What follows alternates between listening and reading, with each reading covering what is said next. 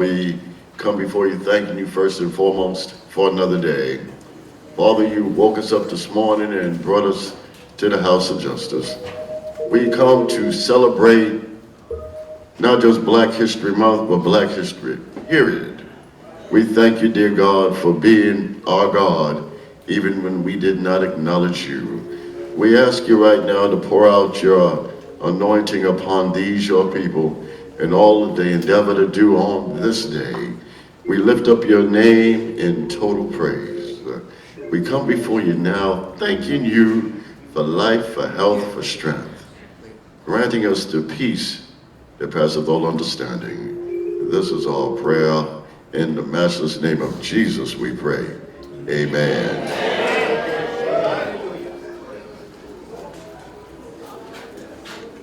Thank you, Reverend Clemens. Now, how many people were here back in April when we had a forum on reparations? So what we're doing is we're bringing this back because we didn't get a chance to do question and answers. So we have 3 panelists, and then we'll have Senator James Sanders virtual. And but we're going to start off our program first this month for National Annual Black History Month celebration. The theme is African Americans and labor. So we have Barbara Edmonds here, who's our speaker from labor, and we will bring her on in a few moments. But at this time, I'm going to ask Naomi Jones, a member of NANPAC and the chairwoman of the NAN Disabilities Committee, to the Negro National Anthem by James Weldon Johnson. And we also have a warm clothing drive in the back. She has a table. There may be someone who needs an item, or we will then go on and donate the clothes to the community. Thank you, Ms. Jones. If you could all please stand in honor of the Black National Anthem and join me singing it.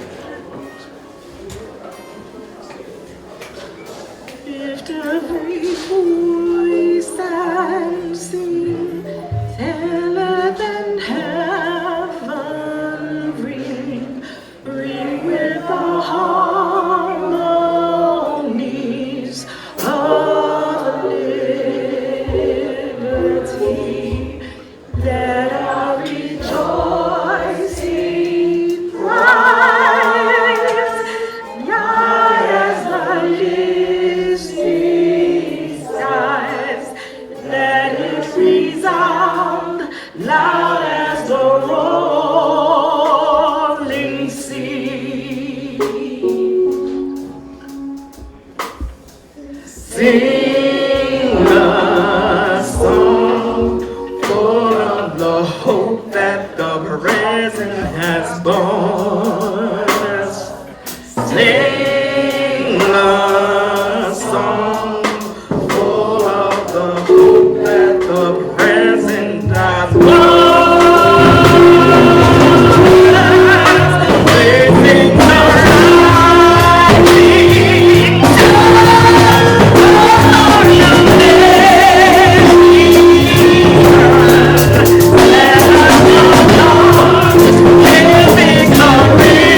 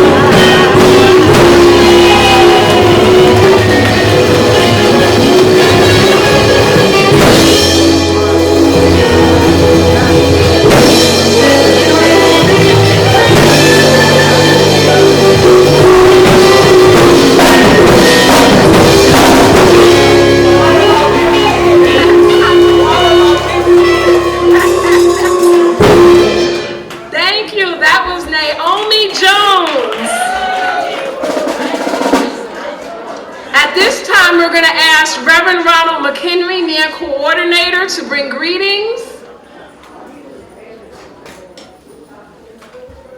We have a band in the house. Let me get my vocals together, get ready to sing. I'm just messing with you. You don't want me singing up here. Everybody run out that door. First, giving praise to our leader. We give God some praise for our leader, the Reverend Dr. Al Sharpton. Y'all can do better than that. Give God some praise for our leader, the Reverend Dr. Al Sharpton. And also our board, chairman of the board, Reverend Dr. Franklin Richardson. We give God praise for them in this season of fight. As we today gather here and talk about the injustices that have happened when it comes to the labor movement and how we fought back in this country.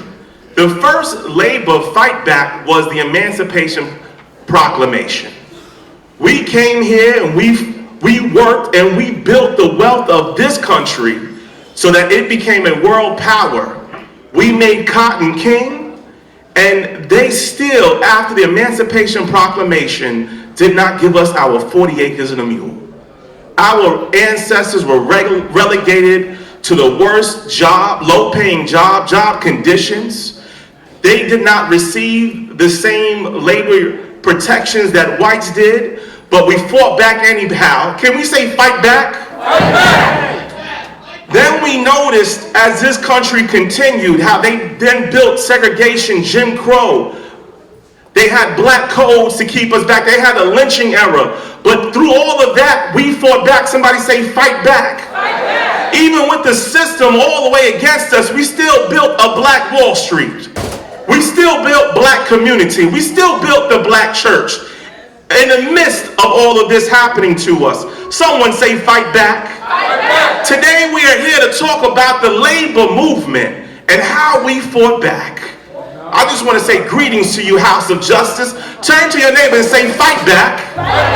Because we're still in the fight after all of these years that have passed. All of these hundreds of years, we made it through slavery. Now we had to fight through Jim Crow. And now we're fighting through another system called Trump Crow. You see, I bring greetings, but we must also look back to our history and understand that we always had a culture of fighting back even when we were denied in the unions. A pioneer, a fighter, A. Philip Randolph, organized the Brotherhood of Sleeping Car Porters. Well, what did that do? He created the first black union, labor union, and it wasn't recognized until 1937, but through his leadership, he put pressure on President Roosevelt to desegregate the defense industries. A. Philip Randolph and his organization put pressure on President Truman to integrate the military. The Memphis sanitation workers in 1968, we all know about this when Dr. King gives his final speech, but what was he giving a speech about? It was about economic justice. It was about the fact that we had to fight back in the climate of where we were not given a fair share in the American dream. When we think about women who have fought in this fight for the labor movement, we can go talk about Dorothy Bolden, who fought for the rights of domestic workers, ensuring that their labor, their long dismissed exploitation would be recognized and valued. We can talk about right here in Harlem, Adam Clayton Powell Jr., who organized a bus boycott here in Harlem to give workers who deserved a job, who deserved a piece of the pie here in Harlem, their opportunity to work. We know that Con Edison also discriminated against us, and Adam Clayton Powell Jr. had them pay their bills in pennies so that they can do extra work until they compromised and allowed us to get a fair share of the American pie. But where does that lead us today? Where does that lead us today? DEI is under attack. Diversity, equity, and inclusion, they are ripping out of the fabric of this country. And it is time for us to fight back. Turn to your neighbor and say, fight back. Fight back. Say, stand up, fight back. Stand up, fight back. The first thing we got to do is stand. So what is Nan doing? Every Thursday on the corner of 787 11th Avenue, we are standing on the steps of a billionaire named Bill Ackman. You see, these billionaires have gotten emboldened in this age. These billionaires, if it's Musk or it's Ackman, they are coming against our rights. So I invite you to stand up against these billionaires this Thursday and every Thursday. But it's not just that we're going to march on them, we're also going to boycott them. Say boycott. There's some industries that are supporting us, so give a hand to Costco, who has not yet folded into the DEI anti-activists. Come April's 2nd to 5, we're going to have the National Action Network Convention. Can we put our hands together for that movement coming? Oh, you guys don't sound excited. We're going to have a convention, hey. And we're going to discuss, and we're going to move, and we're going to talk about how to defeat this age against our labor rights. You see, it's not just that we need to be in particular industries, we also need to be on the board of those industries, right? We also need a fair access to being on the board of particular hospitals. We also need fair access to everything every American has. And for far too long in this country, they have trampled on our rights, but we won't go back, because we will fight back. And so I encourage you, everyone here, to engage in what Nan is doing today when it comes to the labor. We are not just talking about Black history, we're making Black history. Be a part of the fight and join in on it. Thank you and God bless you.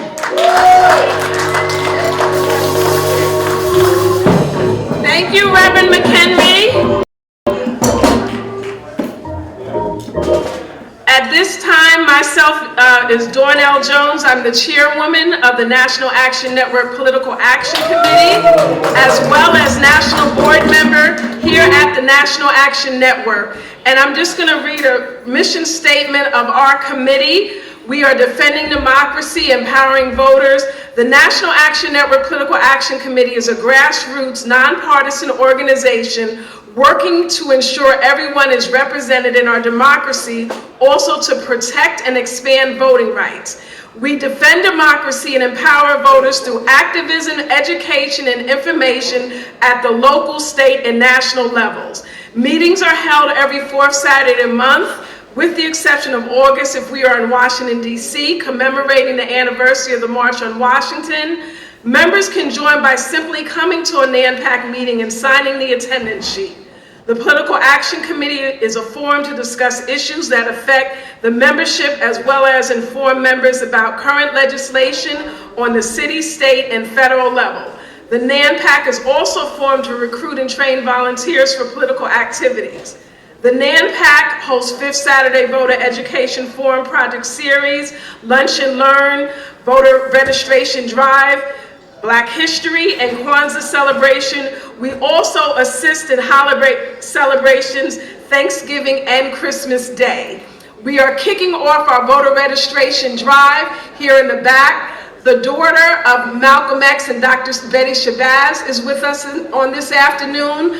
We commemorated the 60th anniversary of her father at the Dr. Betty and Malcolm X Shabazz Center. That's the Education Memorial. We were there on last evening. I was honored to be in attendance, and she's back at the table where we have our voter registration and information, as well as products from Nama the Gift Shop, where I'm there on Monday evenings and Wednesday evenings and weekends. The band that you hear, Keith the Captain and New Gypsies, he's a member of NAMA. He's there on every second Monday, and we have open mic, but not on his evening. So you'll hear from him in a few.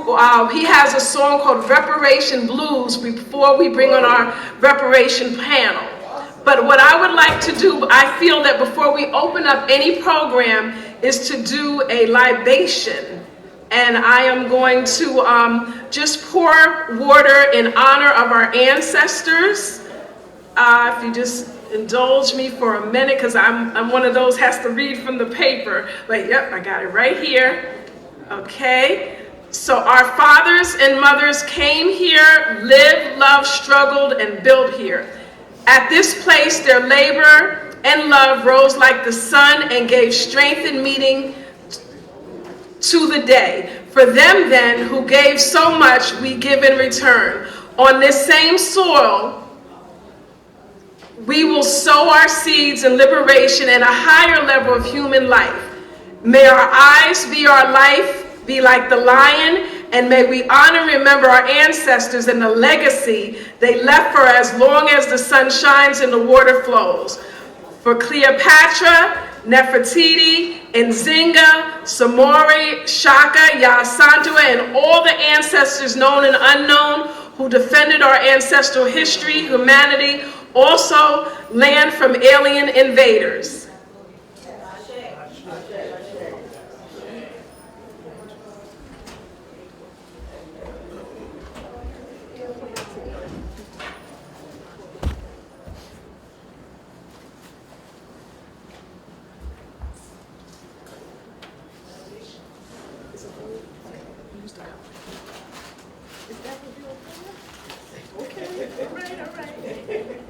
Okay, for Muhammad Ali, Samuel J. Battle became the first African police officer in New York City. Shirley Chisholm, Mary McLeod Bethune, David N. Deakins, Marcus Garvey, Fannie Lou Hamer, Clara Hale, Dr. Dorothy Height, Rosa Parks, Adam Clayton Powell Jr., Malcolm X, Dr. Betty Shabazz, Percy Sutton, Sojourner Truth, Harriet Tubman, Nat Turner, Judge Bruce Wright, and you all can call out names.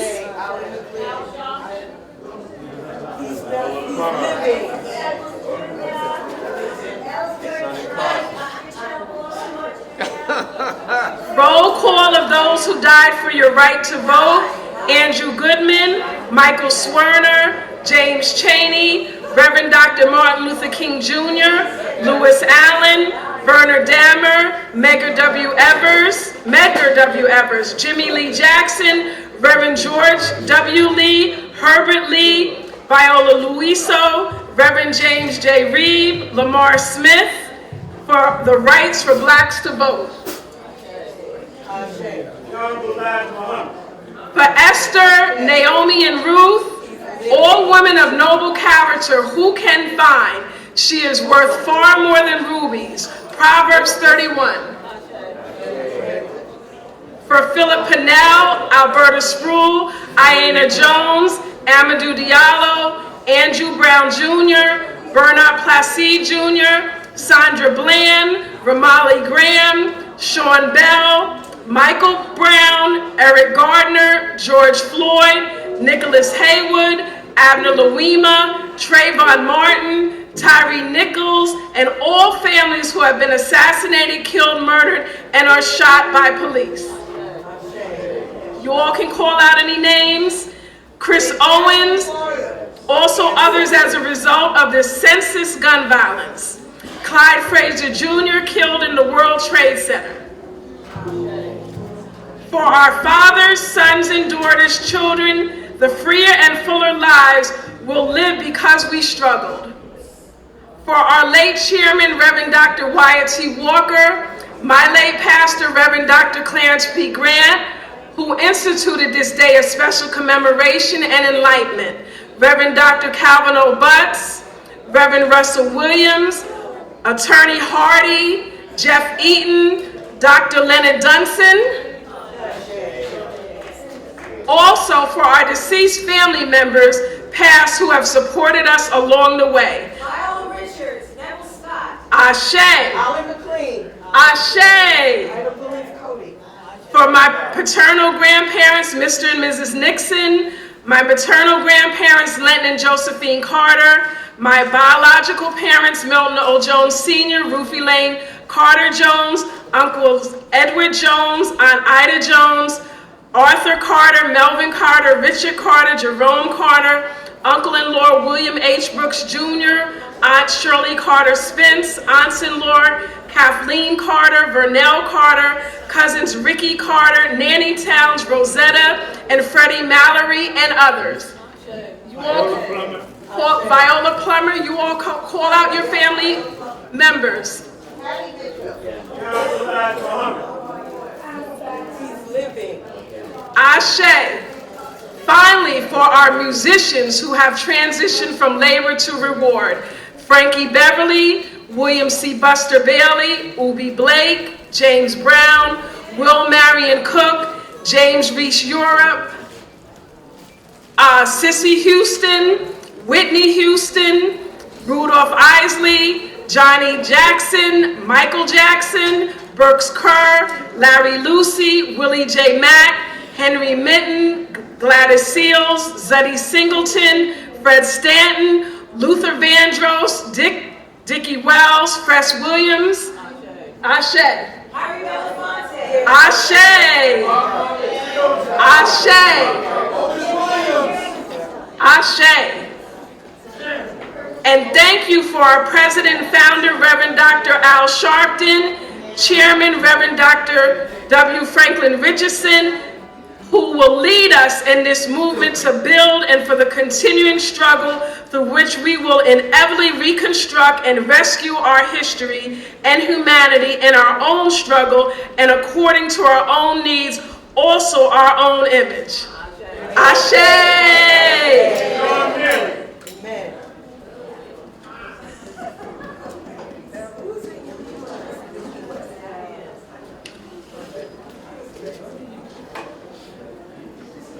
Yeah, I'm looking to see that. Yeah.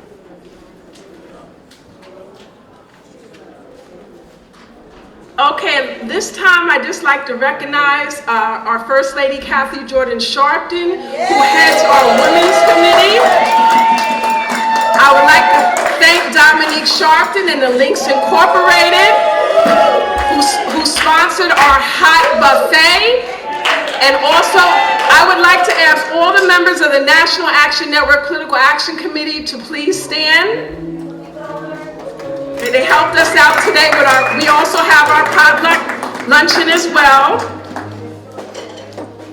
Patrice Perry, who's always holding it down here at the House of Justice. Okay, and William Griffin, our president here of the National Action Network New York City chapter.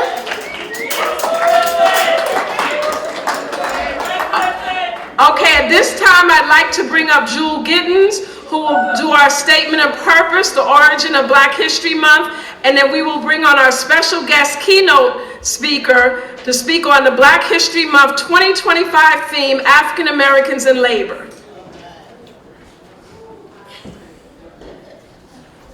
I am.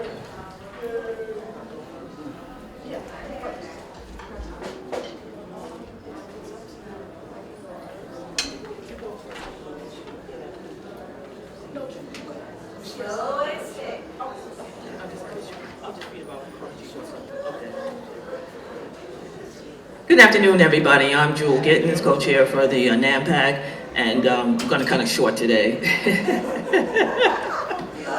Okay. I'm going to speak. Let me give you a second. My theme is Black History Month 2025, and as you know, our theme is to me, make Black awareness. I'm going to speak about Carter G. Woodson. Like I said, I'm going to cut it short because someone else has to speak and she has to leave. So let me get started so I can end. Okay. My statement of purpose today is in reference to Carter G. Woodson. Carter G. Woodson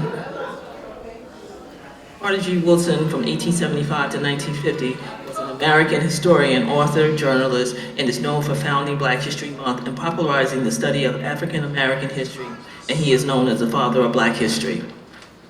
Today I am honored to recognize February 2025 as National Black History Month. Every year, National Black History Month is an occasion to celebrate the contributions of so many Black American patriots who indelibly shaped our nation's history. And on February 7, 1926, this keeps going out, but 1926 is the day that Carter G. Woodson launched National History Week. Woodson is known as the father of Black history. Carter Goodson Wilson from 1875 to 1950 was an American historian, author, journalist, and is known for founding Black History Month and polarizing the study of African American history, and is known, as I said before, as the father of Black history. He was a historian, educator, publisher, and dedicated his life to promoting the achievements of Black America.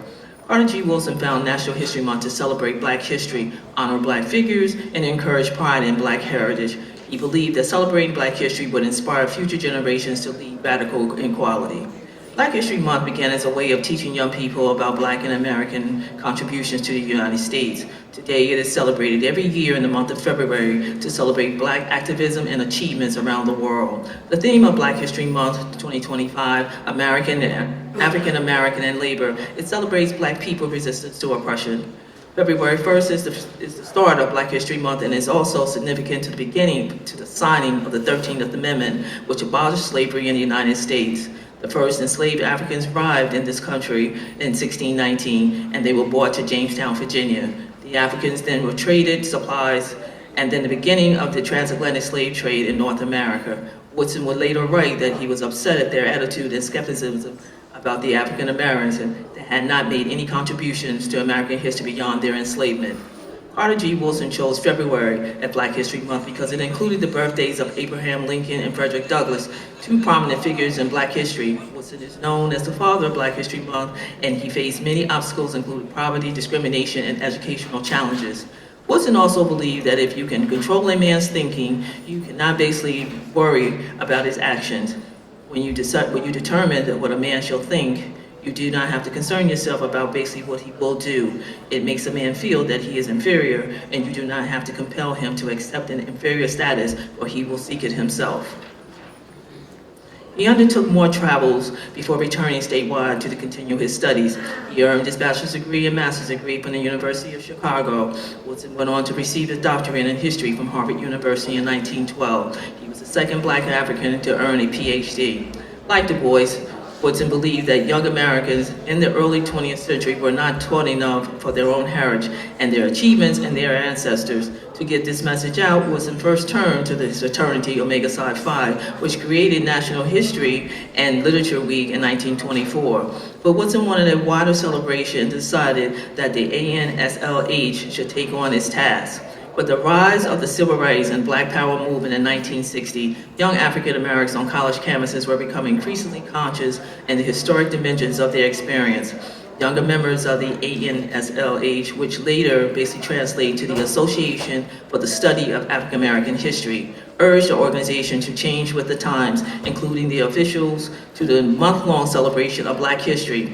In 1976, on the 50th anniversary of National History Week, the association was made the shift to Black History Month. President Gerald Ford officially recognized Black History Month in 1976. He issued a message on February 10, 1976, during the celebration of the United States bicentennial. To recognize Black History Month in 1976, he called on the public to honor the accomplishments of African Americans throughout history. Even then, U.S. presidents had issued a proclamation honoring the spirit of Black History Month. Gerald Ford began the transition in 76, saying the celebration enabled people to seize the opportunity and honor too often neglected accomplishments of Black Americans in every ever endeavor throughout our history. Ronald Reagan was the first African American proclamation stated that under the history of Black America is the key to understand the strength of our nation.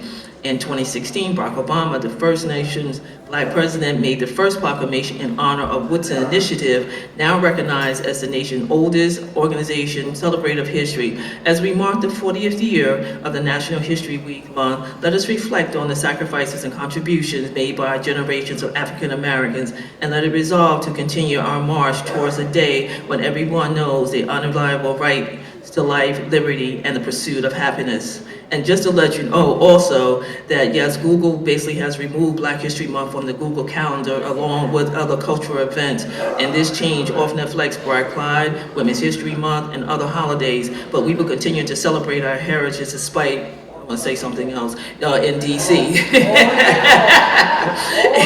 And I'll end it there. And basically, thank you so much.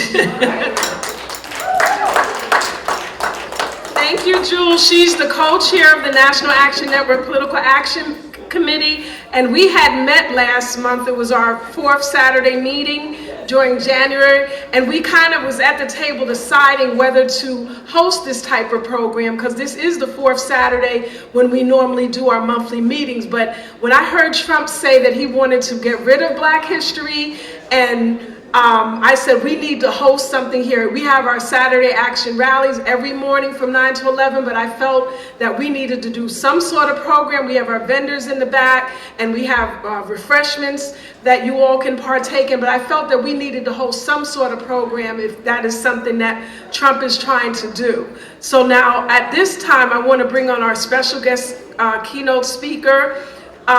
Black History Month, the 2025 theme is African Americans in Labor. Barbara Edmonds from District Council 37. How many people here in the room are members of the labor union?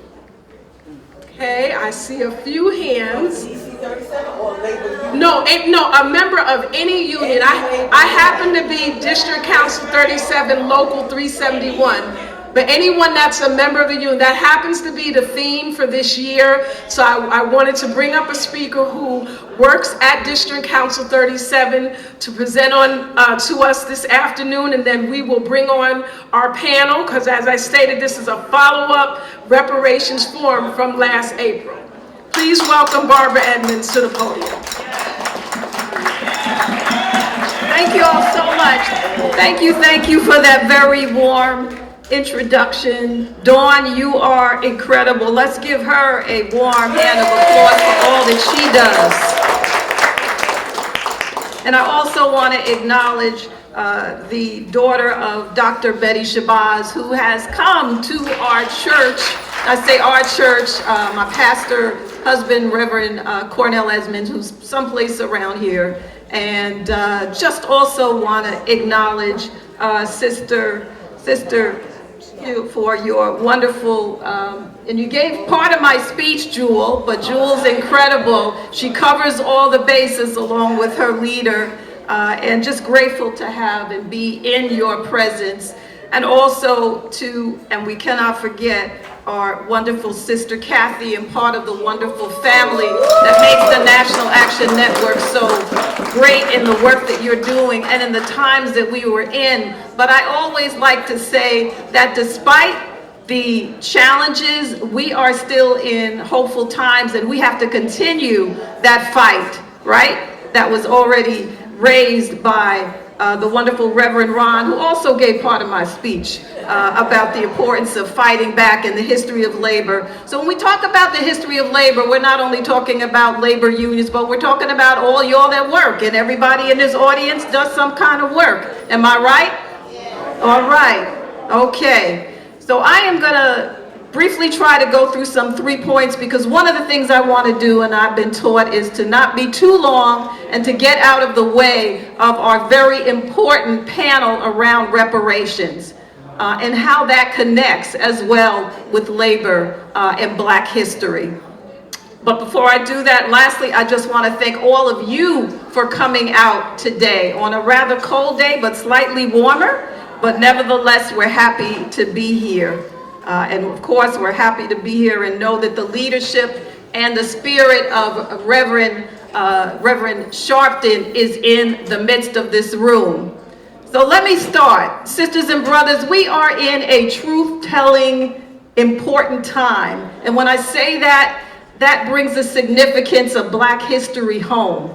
Am I right? Amen? Amen. It is important for us to be telling our story and to make sure that we provide organizations like the National Action Network, like what Carter G. Woodson did with the establishment of the Association for the Study of Negro Life and History, but building on those institutions to make sure that our history, particularly around labor and work, continues, and that message resonates and continues with our youth. We cannot let that go, and it is directly related to the history and the connection with the story and the importance of reparations that you will be hearing shortly. So I want to take a little bit of time and just share in probably 2 or 3 parts. One you've already heard a little bit more, but that's a little bit about the history of Black history. And I'll talk a little bit about some leaders that I want to uplift for you today. Some of them you may know, some may not.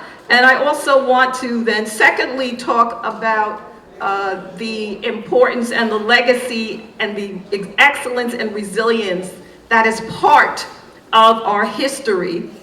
I want to end highlighting some of the newer, and I'll say that in the sense of there's labor folk that are out there that have been doing some incredible things in the world where we live, where precarious employment, where abuse that we still experience post-slavery is still happening. And I want to also give you some homework, right? Because it's important for us to take something back in our communities. So let's start. Our legacy did not start with slavery. I want to make sure you all hear that. Our legacy did not start with slavery.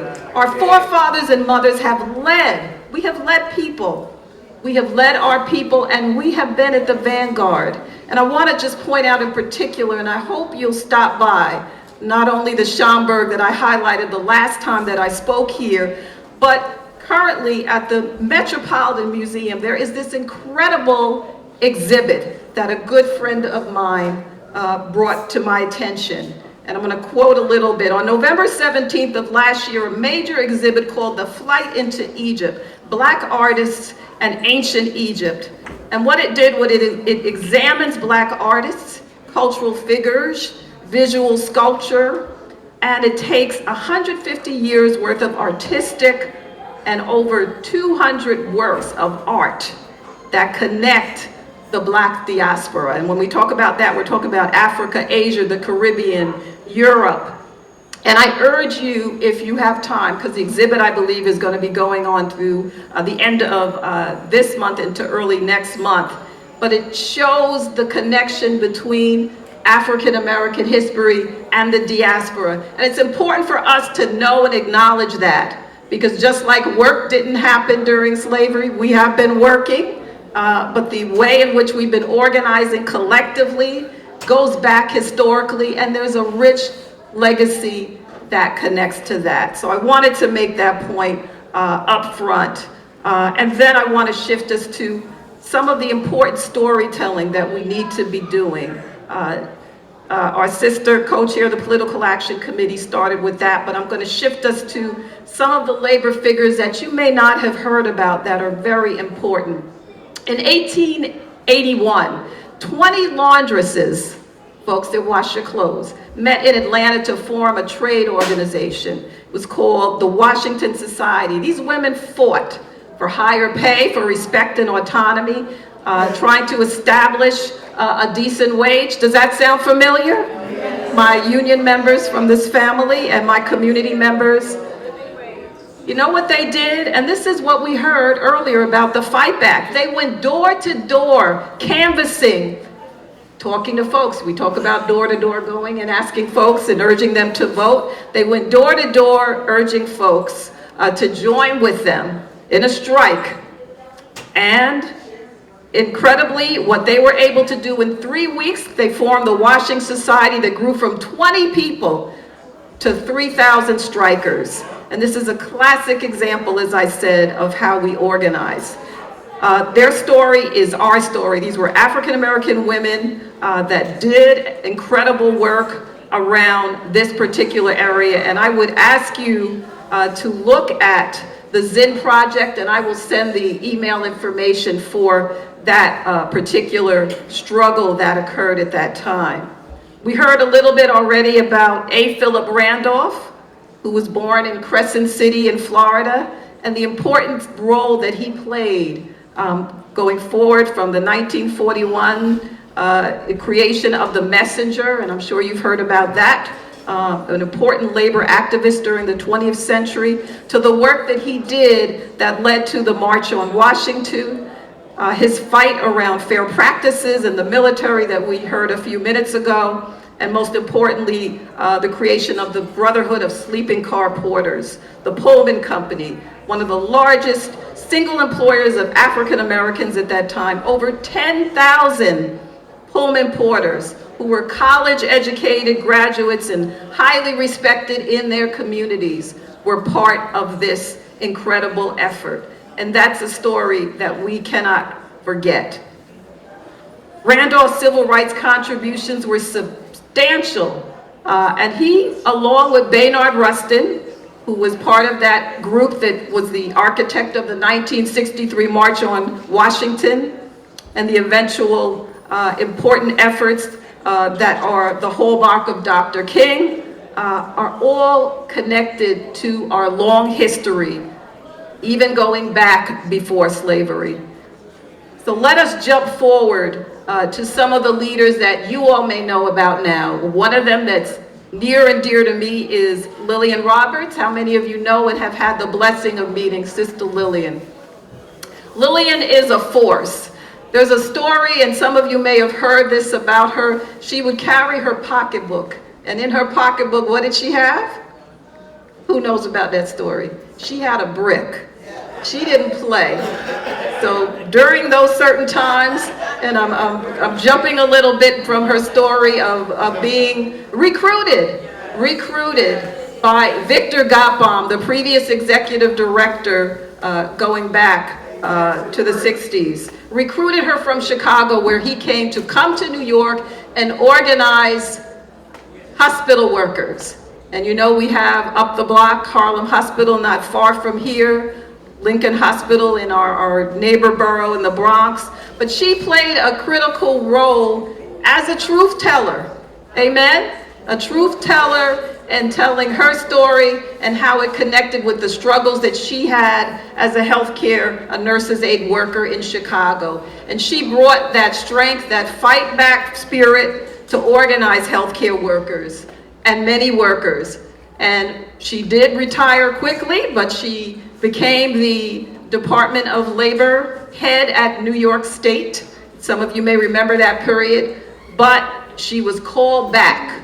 She was called back to DC 37 in her incredible work, and helped us revitalize District Council 37 after a very challenging time. And I had the incredible pleasure of working with her, and she has been an incredible supporter and mentor. The other person that I wanted to uplift is William Bill Lucy. And as many of you know, Bill Lucy passed away last September. And I will also get the video, which I was hoping but was not able to show, of his incredible legacy. But Brother Lucy served as the Secretary Treasurer of AFSCME, probably the largest public sector union in New York and also across the country for nearly 4 decades. In 1968, he traveled to Memphis, Tennessee, which was his hometown at the time. And he was called by Jerry Worth, who was the head of the American Federation of State, County, and Municipal Employees, to help resolve the sanitation workers' strike. Do you all remember that history and the importance of what led to that? And as workers sought recognition, and this was AFSCME Local 1733, he played a pivotal role in the resolution of that strike. And you could probably picture in my mind, one of the things that came out of that strike was the picture of the sign, "I am a man," right? That was a pivotal moment. And a couple of other things that you might want to know about Brother Bill. He was not just thinking locally, he was thinking nationally. He was the founder of the Coalition of Black Trade Unions. And this goes back to the important point of institutions that we can control, information, truth-telling. And to date, the Coalition of Black Trade Unions is still very strong and has done incredible things. The Coalition of Black Trade Unionists was instrumental in the fight against apartheid in South Africa. And some of you may remember that history and been involved in that fight. Brother Lucy also served on the boards of Trans-Africa. So the work that he did was globally connected. As I talked about earlier, Black history is not just slavery. It goes back, and it also goes forward and makes a significant impact in the world that we are in. Brother Lucy was also the first African-American president of the Public Service International Union, which is the largest public entity that recognizes folks in unions across the world. And he made a major impact in that aspect. I want to turn to one other individual because I think on the heels of Women's History Month, which is next month, we are going to be celebrating what? March, Women's History Month. And women have always played a pivotal role in labor unions and in the life and the working of our communities. How many of you in this room are community organizers? All of you, right? Obviously, because you would not be here today. So one of the people that I like to uplift is Addie Wyatt. And do any of you know Addie Wyatt's story? All right. Well, Addie Wyatt was also involved. She actually co-founded the Coalition of Black Trade Unionists in 1972. She chaired its National Women's Committee. She was a part of the UPWA, which merged with the Amalgamated Meat Cutters and Butcher Workers, a large union back in 1974. I believe she was eventually ordained as a minister. She was very actively involved as a labor advisor with the Southern Christian Leadership Conference. So you start to again see that intersectionality between labor and faith in our communities. And Dawn has those stickers in the back so she could show you and hopefully give each of you one of those. Wyatt became the first Black woman elected as an international vice president, and that is a huge deal. And to think about, it took that many years in 1979 for that to happen, but it is critical to know, and sometimes we get lost in the sight of the fact that there were many women as well involved in the labor movement. Our current president, which I'll uplift, is Lee Saunders.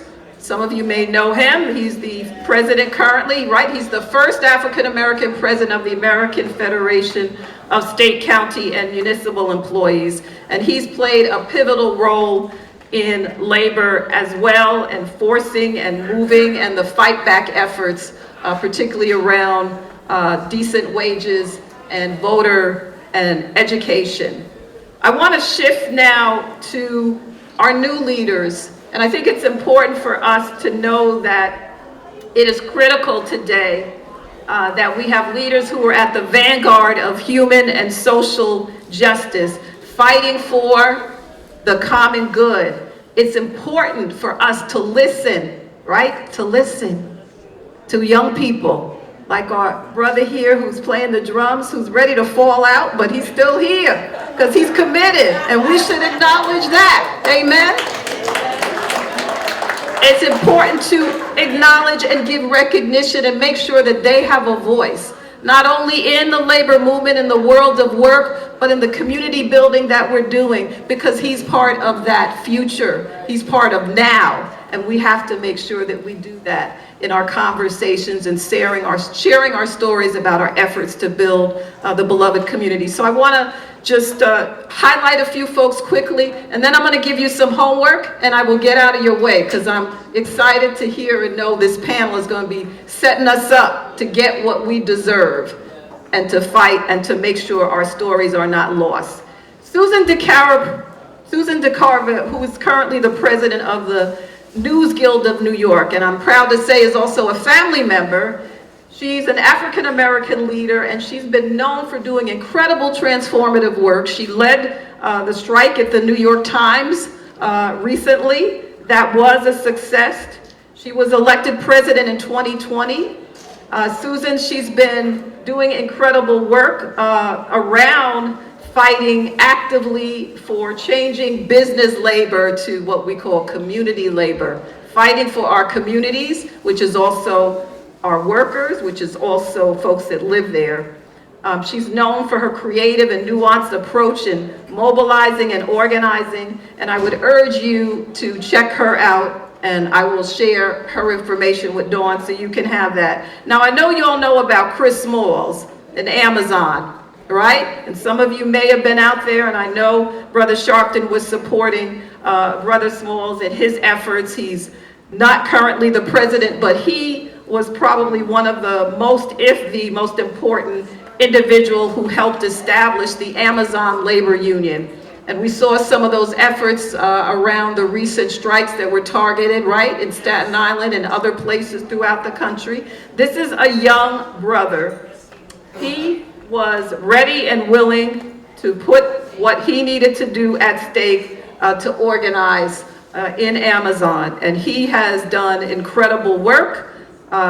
When asked his co-workers, and I'm trying to figure if I can find and paraphrase this, when asked about why Smalls and his co-workers chose to organize their own rather than trying to establish a grassroots union, they talked about how important it was to fight for workers' rights. Two other folks that I want to uplift, and these are individuals that are connected to the importance of education and institutions, because as I mentioned to you all earlier, we need to control and have those institutions so we can share our stories, so we can keep them lasting, so we can digitize them and do important things. But I want to uplift two. One is Mark Bayard. He's the Associate Fellow for the Institute for Policy Studies. Brother Bayard is working on a book on Bill Lucy that's coming out the end of this year, and I'm going to be urging Reverend Sharpton and others, and you all should, to make sure that his story gets out and we have an author night for him here, because that's an example of making sure that we spread the word on the important work that Brother Bayard has done. Sherry Davis, who's the Executive Director of the Center for Innovation at Rutgers and Georgetown, is doing incredible work on creating ways in which we can have folks who are interested in getting active in their union or in their communities to have what are called ways in which they can work in their labor unions to have leadership development programs. And she's done a very innovative job in that area. Lastly, I'll end with Bill Fletcher, who's an activist. Have any of you heard about Bill Fletcher? Yes. Amen. He's the Trans-Africa former president, and he's now written incredible things. Bill Fletcher says that we need to have a war college for labor unions that develop strategy. And I'll point out my wonderful husband hiding in the front second row. He talks about that. Reverend Cornell Esmonds actually attended the War College, am I right? Yes. And we need to be coming up with those creative strategies, which you'll hear from the Reparations panel. So, let me wrap up by saying we need to support, reimagine institutions that support our history, our stories, whether it be a labor, worker-related story, or this wonderful young man. Dr. King, from his speech, Remaining Awake Through a Great Revolution, where he spoke at Morehouse in 1959, said, somewhere we must come to see that human progress never rolls on the wheels of inevitability. It comes through the tireless, and I emphasize tireless, efforts and the persistent work. Are y'all doing that persistent work? Are you dedicated individuals? Are you willing to be co-workers with God? And without his hard work, time itself, and I emphasize, time itself becomes an ally of the primitive forces of social stagnation. In other words, and I quote from Dr. King, so we must realize that the time is right to do what? To do what is right. So please let us take as our homework supporting, mentoring young folks like this young man who is doing the great work of giving up his Saturday morning. Let us lift up the stories that we're about to hear on this reparations panel and be ready to plead our own case, as Reverend Samuel E. Cornish, who started the first African-American newspaper, said, stony the road we trod, bitter the chastening rod, felt in the days when hope unborn had died.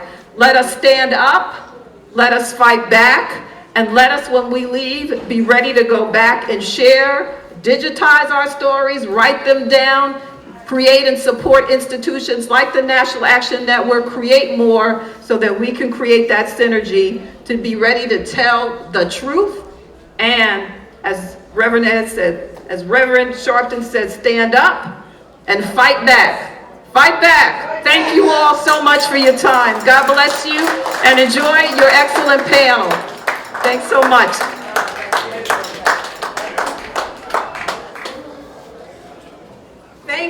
that was Barbara Edmonds. Let's give her another round of applause.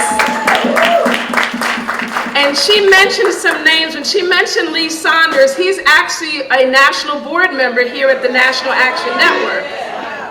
Charles Jenkins, the president of Coalition of Black Trade Unionists, helped us out during the summer when we did voter registration on West 116th Street.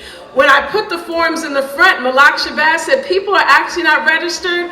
Well, Dominique Sharpton and others, Goldie, that were out there this summer, we registered a whole lot of folks on West 116th Street near, that was Harlem Tavern and the Boulevard. This summer, we registered hundreds of voters. You'll be shocked the amount of people who aren't registered or say, I don't vote.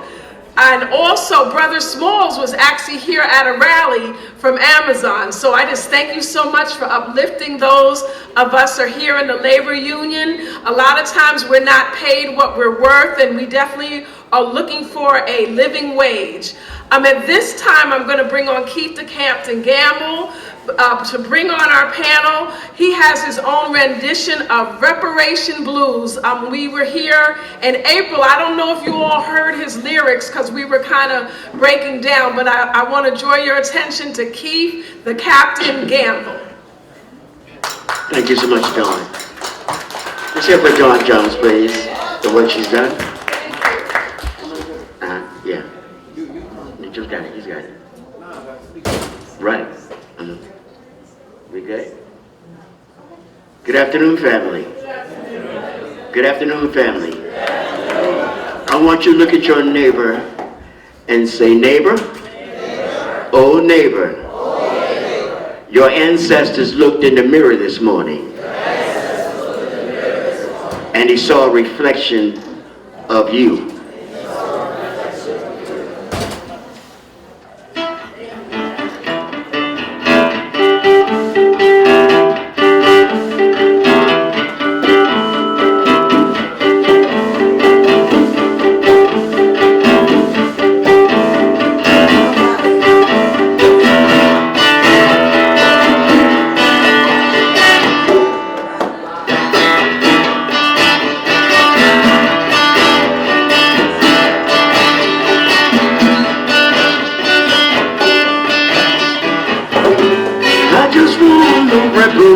And I want it today. Keep your mule and your 40 acres. I just want the rest of my pay. Said I want the rest of my pay. Said I want the rest of my pay. Yes, I want the rest of my pay.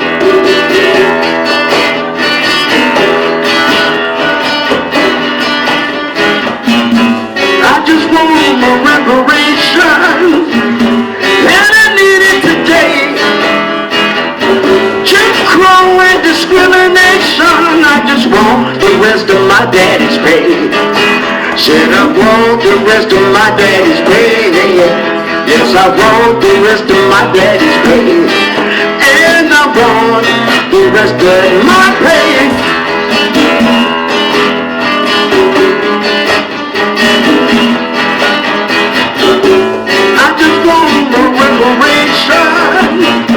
And I need it today. Tears, blood, and perspiration. I just want the rest of Granddaddy's pay. Yes, I want the rest of Granddaddy's pay. And I want the rest of my daddy's pay. And I want the rest of my pay.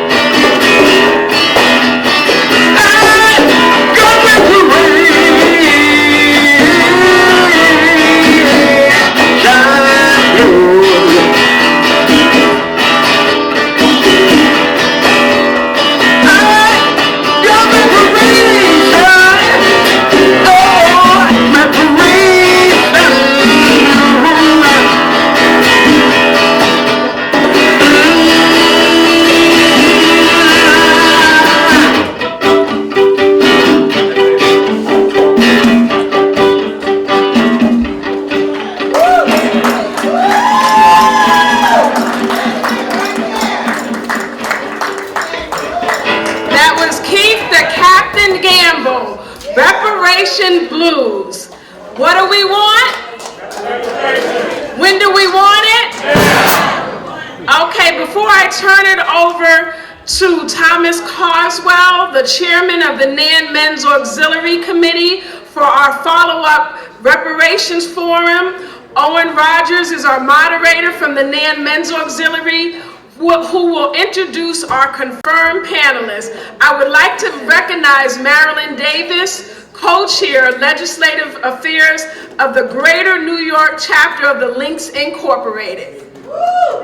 Thank you for coming. Welcome, and all members of the Links that are present with us. And for those of you who we have refreshments that were furnished by the Links, provided by the Links on this afternoon. Mr. Carswell? No justice? No peace. Good afternoon, ladies and gentlemen. My name is Mr. Carswell. I am the chairman of the Men's Auxiliary here. I'm a native of the Monhaven section of the South Bronx. I'm proud to be from there because I came a long ways. And I just want to mention that I was at Malcolm X's funeral, and I was in Harlem when Fidel Castro was at Hotel Teresa, and I also was in the Harlem riots. So I'm deeply rooted in this civil rights stuff, and I'm very serious about it. I'm a Shiite Nanite. I need for y'all to know that, okay? And I've said it before, and I'm gonna say it again. If I saw someone pointing a gun at Reverend Al, I will jump in front of him and take the bullet. Okay, so y'all that don't mean well, don't be playing around, because this ain't no boys club. All right, we here for, it's warfare out there. I don't mean to be so hard, but I'm very passionate about this. Right now. All right. This ain't no game. So I'm going to go ahead on and turn it over to Brother Roger Owens. I do want to mention we are looking for men, real men, warriors. Okay, people talking about fighting back. We need men to fight. Get off the sofa, get out of the Nike store, okay? Forget about all that designer stuff. Let's get busy. All right, I'm gonna turn it over to Mr. Roger Owens, who I regard as our historian. Thank you.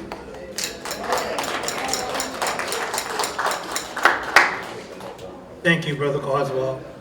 We should also acknowledge the chair of the cabinet for NAN here in Harlem, Brother Bill Griffin, who is the local chair.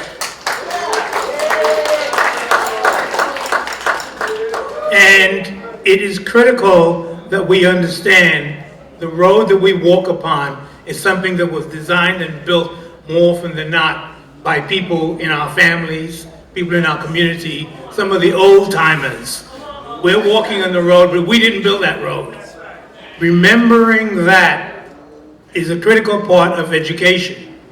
And the panel that we have here today, this is education in a community sense in some very real ways. There is a memory that passes through us, some of the old heads. There's a memory that passes through us to our children. I will never forget that my son was in school doing a project, and when he was asked to name famous people that they might do a book report on, must have been about 6th grade or something like that. When he was asked, it turns out that Dr. Martin Luther King was the only black name that was mentioned in his school, in his class.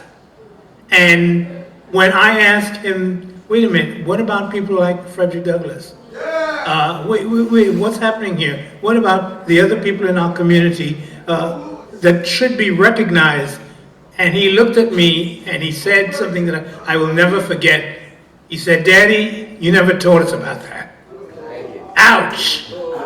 But what that brought home is that we have to teach our children, not depend upon somebody else to teach our children. And what we do here today, there's an African saying that what we do here today echoes tomorrow and far away. So the stuff that's going on here, we have that obligation to take it into our home, to take it to our children. We cannot depend upon the Board of Education. We cannot depend upon XYZ University. We have to pass that information on. So with that in mind, I am going to suggest to you that if you do nothing else this afternoon, but make a few notes, by the end of this, you will realize that when we are speaking about the people who shape our community, we have to go out and do some research on names that are not in the newspaper regularly. If you don't know who Dorothy Bolden was, if you don't know who Cam Howard is, you have some work to do, okay? We here within the National Action Network are ever so grateful that we have people who are scholars and teachers.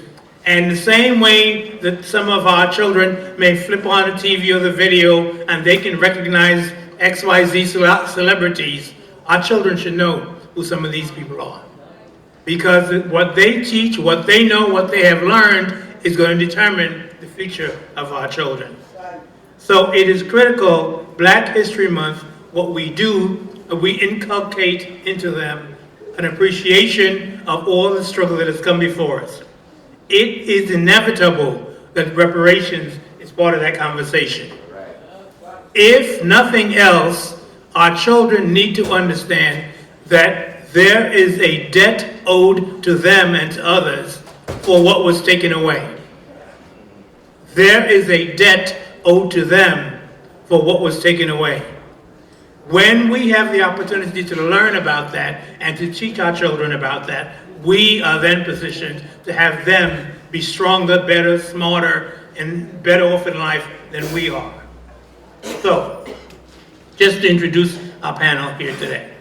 We have Linda Roots, who is teacher, scholar, entrepreneur to our community because the experiences that she has had, the conversations that she has, I wish they could be documented. Because those are experiences and conversations that they do not teach our children about. And I'm going to say that again. We have to understand important stuff that our children are not taught in school. You know, Daddy, you never taught me about that. You know, so but I mention that because I want you to understand that what Linda Roots does as an attorney, as an activist, is part of what takes us forward in getting to a lot of people thinking about reparations. If it weren't for her, there's a whole lot of people who would not know what reparations entails. We're going to hear her speak in a minute. We have here part of the home team. You know, it is important that we recognize Dr. Jackie Cody, educator, entrepreneur, author, community activist. This, again, is so easy in this place if we dare bring our children for them to meet and shake hands. I can tell you, most of our children don't know anybody who has a doctorate in education. They know somebody who might be scoring 600 in some game, or the nonsense that TV fills up the time with. That is what our children know. They don't know the women in our community, the men who have continued to struggle, people like Dr. Jackie Cody. But our children should know who they are, because these are the teachers, these are the scholars that can take us forward in ways that other people can't even hold a candle to them. Additionally, we have here attorney at law, Roger Wareham. And I'm trying to remember when I first met him, if he was yet an attorney. It's been a couple of decades since the first time that I met Roger Wareham. Been a while. One of us has gotten older. The struggle for equity, fighting in the courtrooms when a whole lot of people are on the sidewalk with the protest signs. There's a fight that goes on in the courtrooms. One of the generals in that fight for years and years and years and years is Roger Wareham. So while some people will fight on their battlefield, being an attorney, a scholar, a teacher, a motivator, a man who has sacrificed at times not just the dollars, but his own freedom, so that some of us can get some semblance of fair treatment, You know, this is who, for years and years and years, Roger Wareham has been. So we want to thank him for being here this afternoon. First, we give you some time for an opening statement. Then we have a couple questions, and you'll be asking each other some questions. I don't know which of you wants to speak first.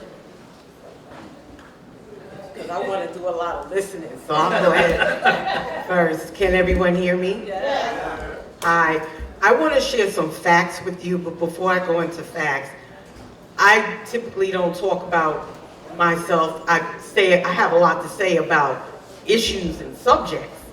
Usually don't share about who I am.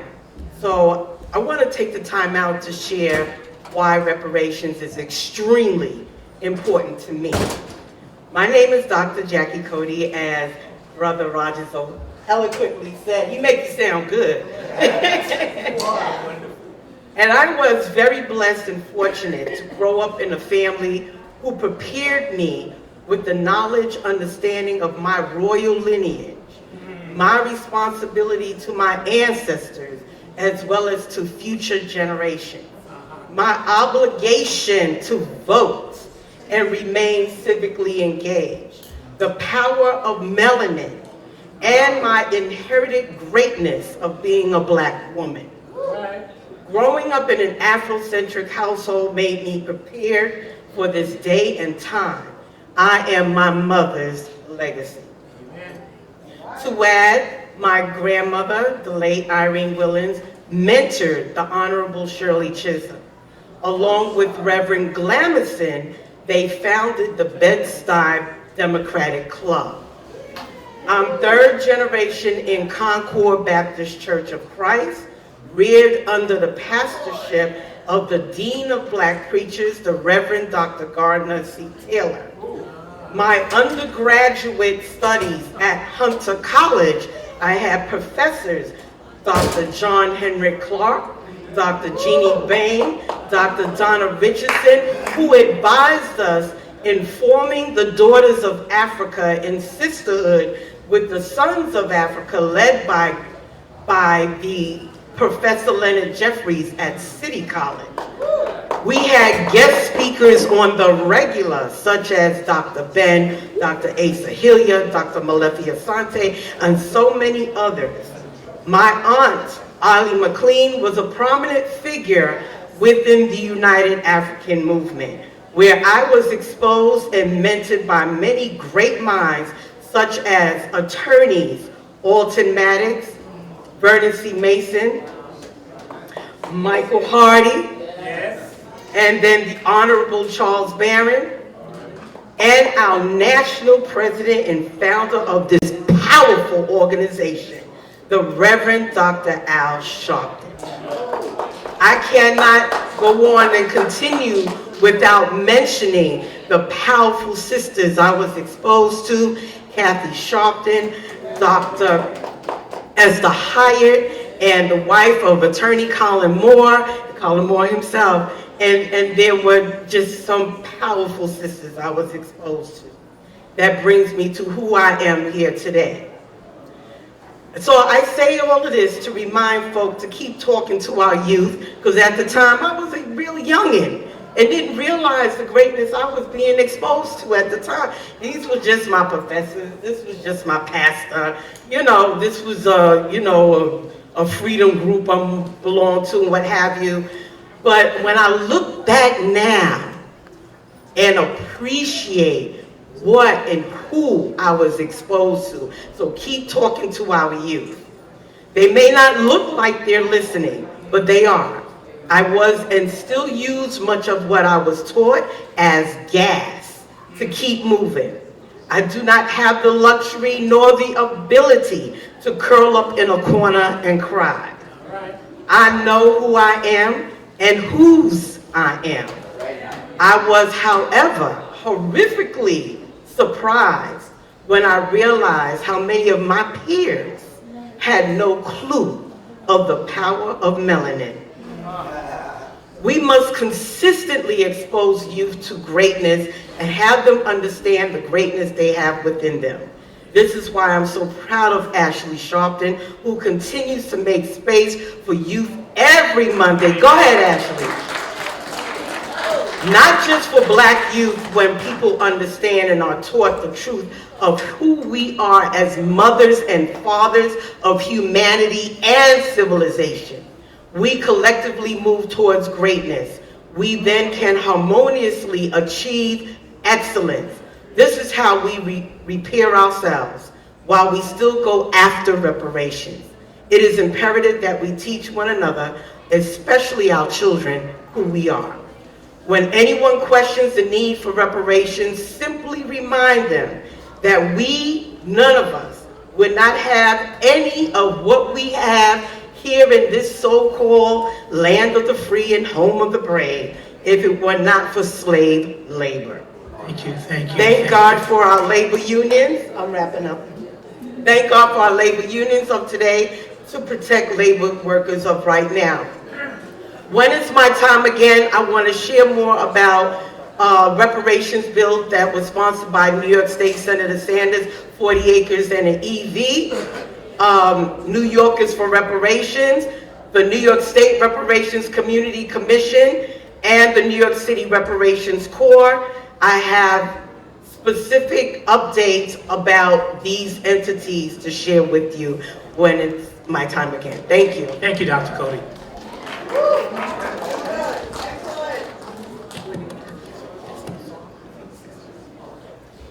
Good afternoon. And since I haven't seen you before and it's just February, I want to wish you a happy new year. Despite all the horrible things that you might be hearing and know what's going on in this country politically, I still want to wish you a happy new year because you're breathing, you're here, and I think a lot of you are ready to fight a little harder. The brother read something about me. I don't know where he got it. I know I didn't write it. And I actually started looking around for the person he was talking about. My relationship to labor at this moment is very little. I don't labor if I can avoid it. I'm retired, but I have worked for a number of years, and I've seen some things in my own life that tells me about the problems of labor. So I'll just give you one thing. I was hired to work for a firm that was located on Park Avenue. A Jewish law firm, did a lot of development work in the 80s. I was the only Black attorney there for the entire time that I was there, and for many years after I left, there was not another Black attorney.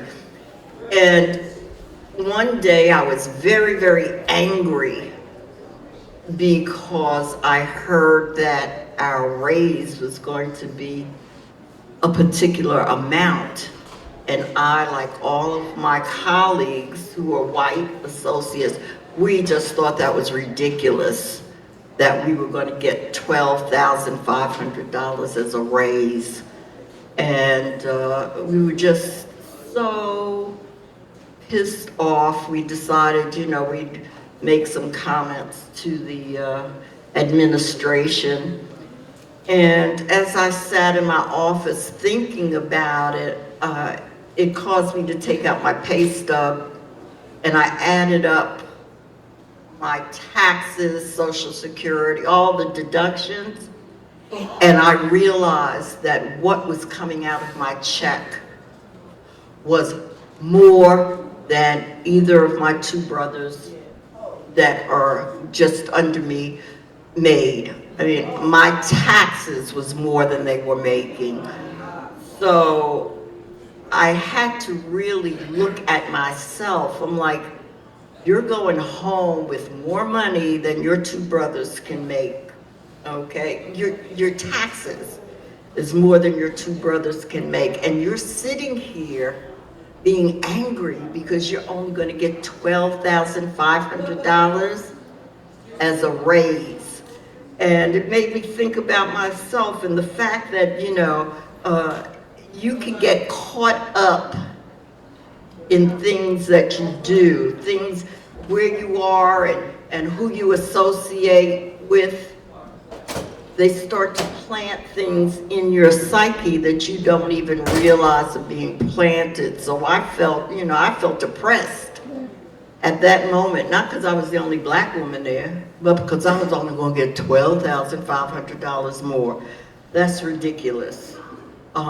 It's not that I shouldn't have gotten it or that my colleagues shouldn't have gotten it. It's just that the inequity is so great between those of us who can get a job and those of us who can't. Even the inequity between some of us who are working and some of us who are working at something else. It's so great.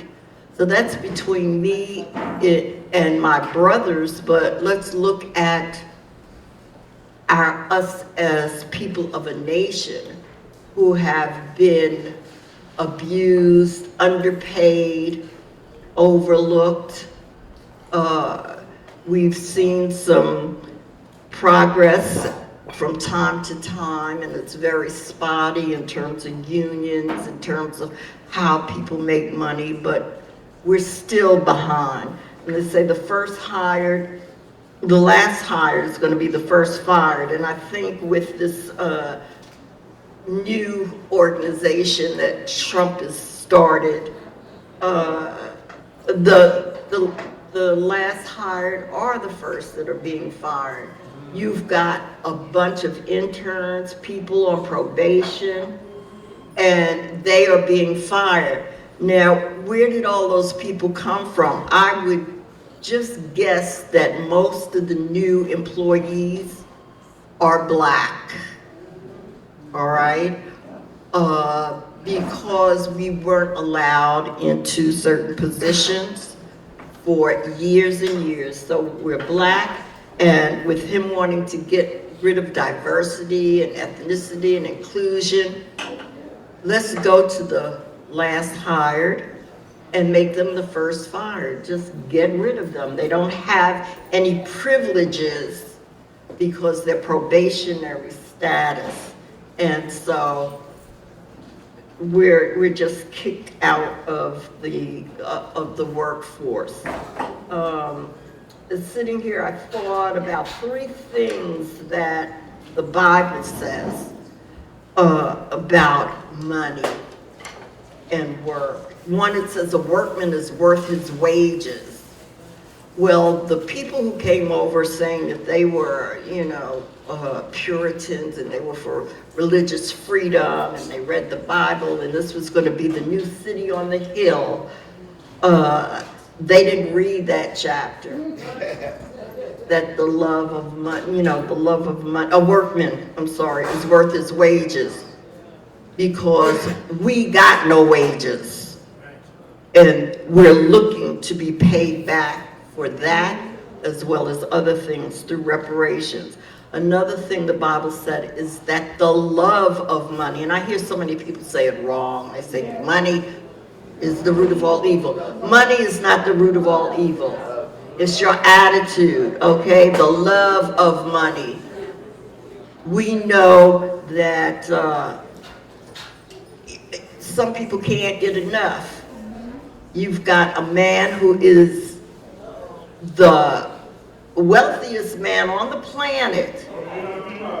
He can't, not have something. He can have it. And so because he can buy things, he's decided he would buy himself a position that doesn't even exist in this country. He decided he was going to buy himself a position and he was going to kick out all you folks that are getting your little interim and intern jobs, you're gone. And then the other thing that I thought the Bible said, and I know that the Bible plays a big part in the work that Nan does, is that you can't worship man and money. And you can see that. And the same people who came over here talking about how, you know, they're going to build a new world order, and this was going to be the place to go. Well, it was the place to go for them, but it wasn't the place to go for us. But we're here, and we are part of the labor force. We're part of the first labor force, and those are essential workers. They were essential workers back then when we were dragged out of Africa, and we're still the essential workers. And even though people are losing their jobs through the federal government, believe me, you don't have a whole bunch of old ladies on Park Avenue saying, get rid of the person that helps me walk to the bathroom, clean my house.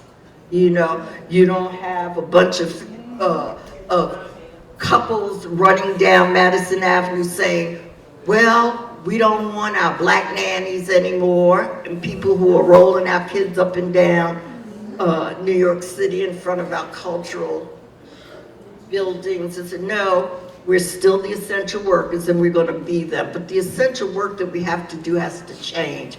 That essential work has to be the work of fighting for reparations for us, so that we get paid for everything that we have ever done here and everything that we're going to do. So we have to fight for that. We have to fight to straighten out the areas that have been damaged in our lives. I belong to NCOBRA, and I also joined with December 12th, Roger represents, and NCOBRA has 5 injury areas. They're health, wealth, and poverty. We'll say there's more poverty than wealth. There's housing, education, and peoplehood. And for me, peoplehood is the most difficult area. There are ways for us to be able to calculate how much wealth we've generated for this country. But what are the things that we do to give us back our peoplehood, our nationhood? That's our self-determination, our belief in ourselves, a way of doing things that Black people want to do them and have done them over the years, a way of health care that's different than the institutions that are killing us and charging us so much. So we have a lot of work to do. And I think that if we don't believe in reparations and fight for reparations, then we don't believe in ourselves and nationhood. So I encourage you to get involved in the fight on reparations. And there, you know, there's nothing that's 100%. Everybody believes the same things. There are people who believe in reparations that believe in reparations one way, and there are people that believe reparations and believe a different way. I believe that reparations is a national and international.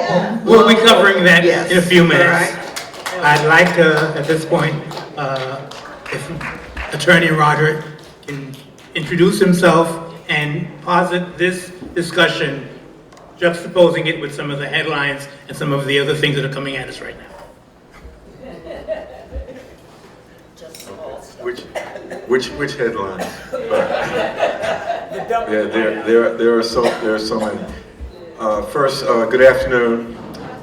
You know, thank you for, it's been a long day for you already, so thank you for staying. I'm going to try and keep this brief, and just some different thoughts I had when we're talking about this. This is a continuation from the panel from last April. So some people were there then, So, we try and put it in memory.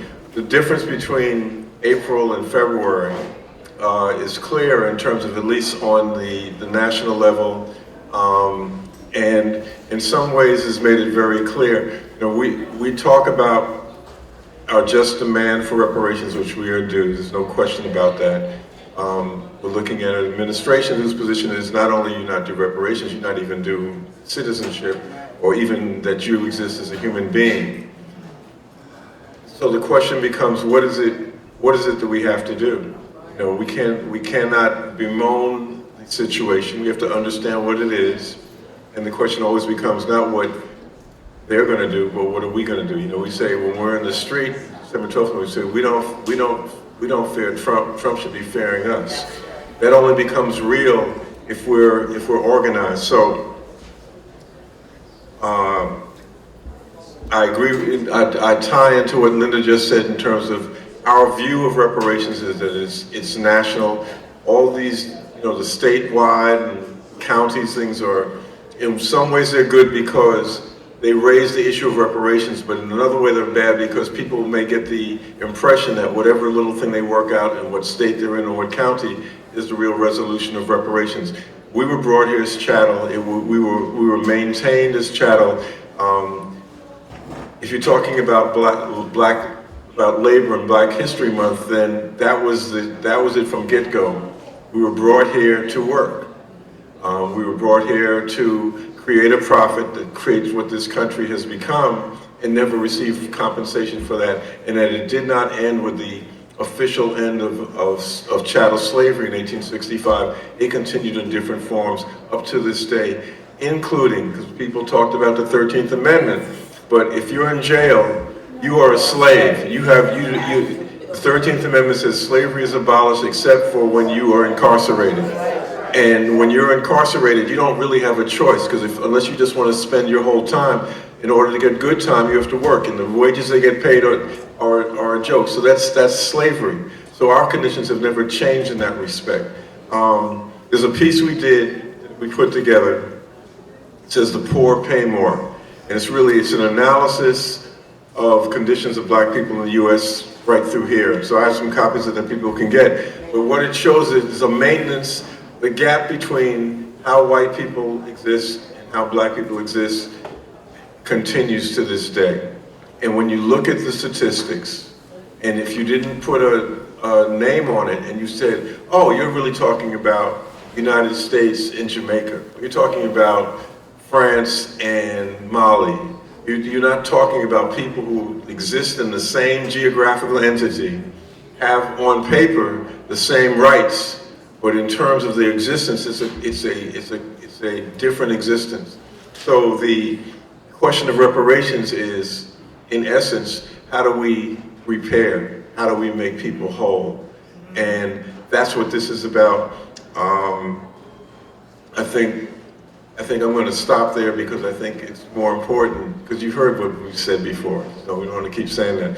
I think it's important to hear what questions people have, and really to chart a path of how we're going to move forward in 2025. And I also want to raise, when we were here last year, we talked about the campaign that we had initiated when Biden was elected, that he could issue an executive order for a $50 billion down payment on reparations. He could have done that. He did executive orders and gave money all over the world, but he wouldn't deal with that. And he still didn't deal with it. Even when he knew he had lost, he could have still done that. So I think that's an important lesson for us, people who think that the Democratic Party is going to be our savior. He had the opportunity to do that. When he was elected, he said, I owe my election to Black people, and I got you had my back, I got your back.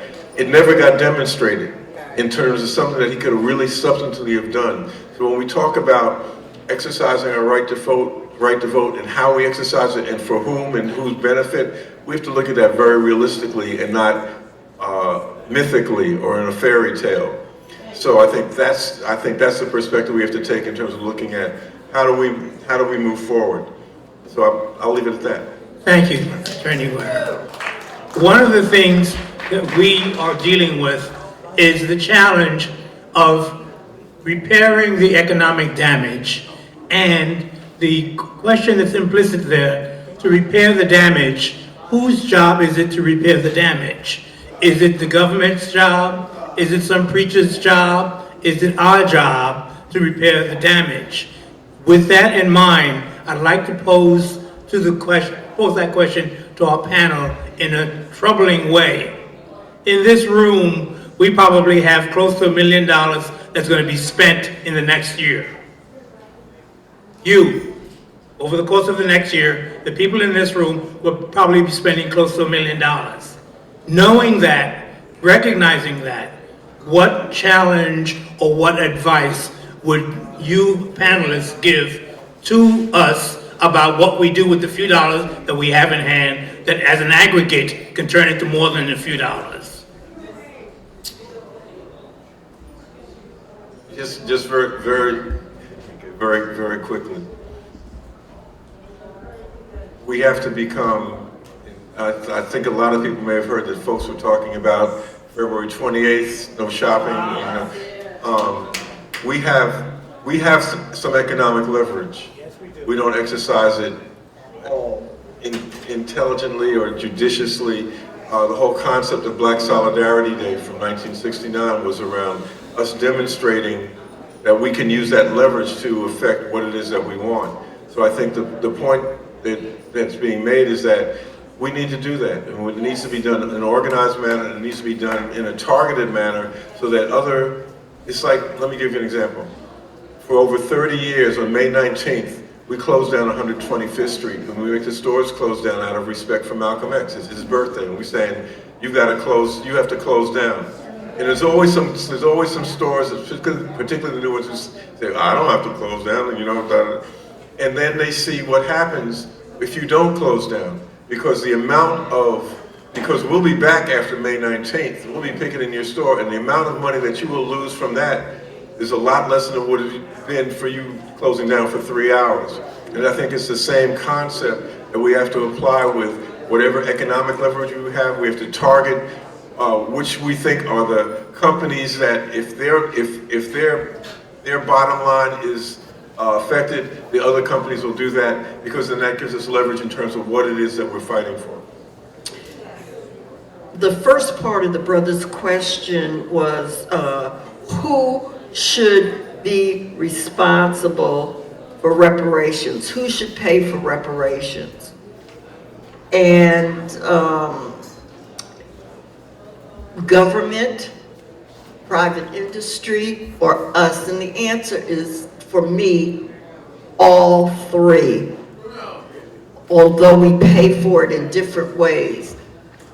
Most of the time when we talk about reparations or have presentations on reparations, it's usually in front of a group of people who are just getting educated about it, have little involvement with it.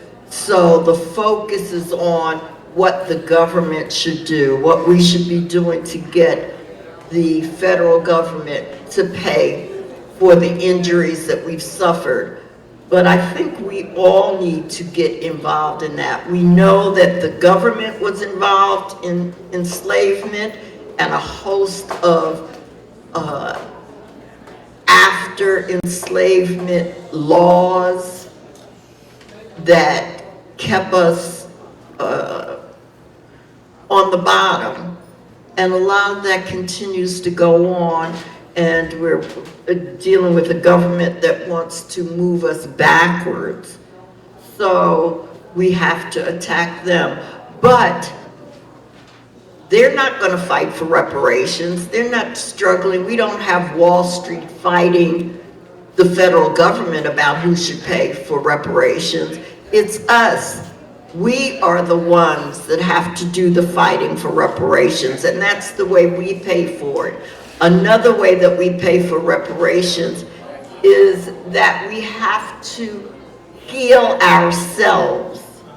There's a lot of things that have happened to us, and when I talk about peoplehood, nationhood, even wealth and poverty, there are a lot of things that we can do ourselves that would heal us and make us ready for reparations. So I think the answer is all three.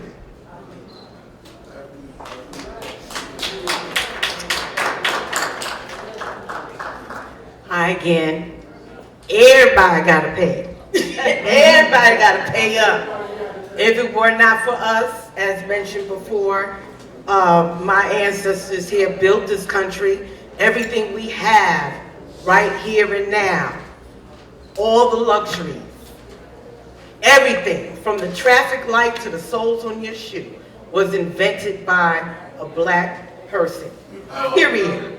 When they came here, Europeans came here. They came here with nada. Even the guns that they worship, the gunpowder's from China. You got to understand the mindset. So when you feel like nothing, you're going to treat everyone else like nothing. So that's the mental part of it. But to get specifically to the question that was asked, I'm very serious about everybody's got to pay. Especially the banks, especially the insurance companies. I always say JP Morgan Chase got to pay up. Big time. I don't know why black folks got an account at Chase. It used to be Chase Manhattan. Now I'm dating myself. I don't know why, but in any rate, they take a lot of money from us and they do not give hardly any money back. So we are all accountable for making sure that reparations happen. And I paraphrase, please forgive me if I'm not quoting the late Dr. King correctly, but he says that no one can ride your back if you're standing straight. So with that said, we as a community, we have to constantly teach each other and pass the word on being economically sovereign. We are the largest, the biggest consumers in the United States. And in this land, they're all about capitalism.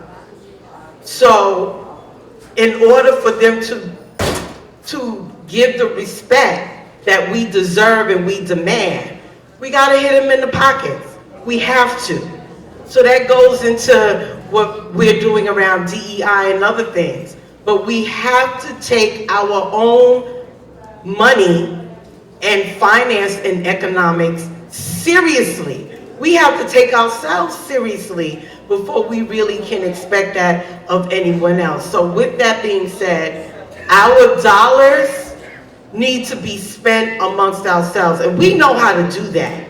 We build HBCUs along with this whole country. We build our own communities. We built Wall Street. So we have to not only rebuild a lot of what we build, we have to be proactive about protecting what we built and not allow them to try to burn down like they did in Tulsa, Oklahoma, and other places. We know how to do for ourselves. So we have to make sure we're educating our children, educating one another, and spending our money wisely right now. Going to black businesses right now. I've been listening a lot to my Pastor Emeritus, just going back, he did the inaugural sermon for Bill Clinton's first inauguration. And everything this POTUS is doing right now is treason. It's treason. But we are definitely on our own, but we know how to do that. Being a black woman in America, unfortunately, we know how to make $1 out of 15 cents. And we could do this for ourselves. We just have to be very serious and focused about it. Thank you. It was suggested at one of the meetings that I attended that here at the National Action Network, every Saturday when we walk out of here, we spend about $300 on Lenox Avenue, on 145th Street, 125th Street. Every Saturday. Concurrent with that, There were some statistics that came out from the community board that 125th Street, the people who are spending money on 125th Street, they're spending more than $3 million a day in our community. Now the they, them is we is us. So that this is part of the challenge. In order to get economic justice, what advice, from your position, what advice would you give, not just to the membership who are here, but to those who would be watching online and to those to whom we go in our families and our neighborhood? What advice would you give to us regarding that wealth in our community that is currently being misspent? I have to answer that because I have a personal issue with a friend who has done very well with her life. She's retired. She's made a bunch of money. She's used it wisely in a lot of ways, but in other ways, she really needs education. And I wound up yelling at her because she sent me a gift. She sent me a gift, and it was a lovely gift, and it's something that I can use.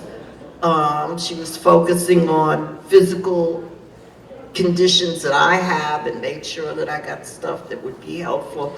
But she sent it to me when I saw it on my porch, the packages that they throw up there, Amazon and stuff.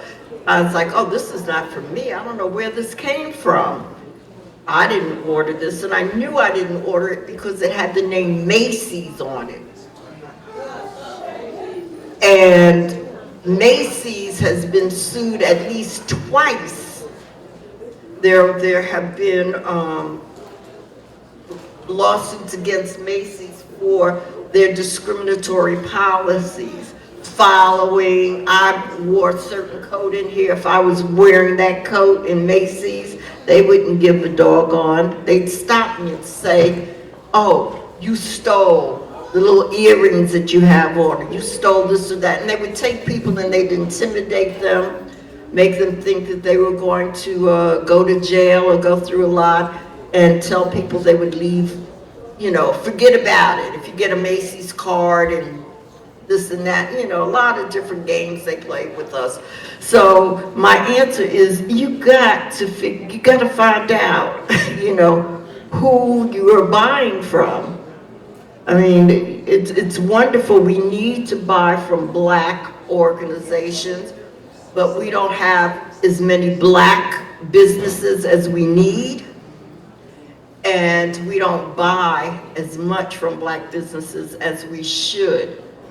And when we find that somebody is a racist and they are just doing things to take more money from you, get you hooked up, then you need to leave that alone. So, my advice to Black people is check out who you're buying from and make a decision. Are they worthy of your dollars? Thank you. I would just add that maybe, and I know there are some Black organizations that keep track of businesses, and we should just have a list of places that just in your day-to-day thing that people don't do, and then but on an organizational level to target those. I think it's simply the same thing that we said before. A list of Black-owned businesses on 125th Street, perhaps? That would be a real short list. Yeah, but as a start for something that we can do that would direct the funding toward businesses that are owned by us. Yes, so one of the things that I wanted to raise, Celeste Morris, attorney Celeste Morris, over, I don't think she's still at Medgar Evers, but look up the name. Attorney Celeste Morris authored the Big Black Book, if you all remember. And I'm a very active member. I'm a very active member of Win with Black Women, and I want to say that I was brought in by my friend Rashida Tyler, who's from the New York State Council of Churches. She's also in 40 Acres and an EV Senator Sanders' group. She's also the chair of the faith-based faith-based committee, and I'm the chair of the education committee. So I raised my pastor emeritus name before because in one of his videos, when Tavis Smiley did a forum, he had panelists, and one of the things that he said was, I did share it with Reverend McHenry so he could share it out with everyone. Just a reminder of the greatness of the Black church and how we, I guess you can sort of say, pooled our money, pooled our finances within the Black church. We had everything, and we still do have everything. We're very talented folk.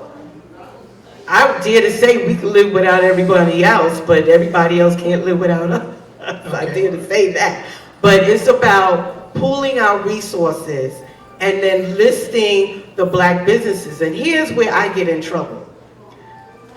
I say, don't just go to Black businesses. Make sure these Black businesses are also reinvesting in our communities, because they have a responsibility to give back as well. So don't just have us coming to give you money and then you run out and buy a Cadillac. Nothing wrong with that, but do it from, I guess, a Black-owned Cadillac. So we have a lot of work to do in making sure that our monies are spent within our communities and uplifting each other. Thank you. I have another question, but we're going to take a pause for the cause, about 5 minutes or so. Certainly we want our guests to have an opportunity to have something to eat or drink. We will come back. We will be taking a few questions from the microphone up front. So we're going to take a bit of a break now. You have something to eat. We'll come back in 5 minutes. At that point, we'll continue and we'll take some questions from the audience. Okay? So just a 5-minute break. So here, we'll just stand, please. I would like to just positively affirm and thank you for being here, the Men's Auxiliary of the National Action Network.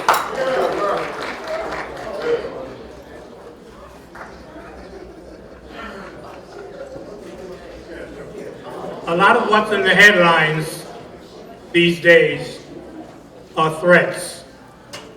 Threats to our well-being, threats to our job, threats to us and our community.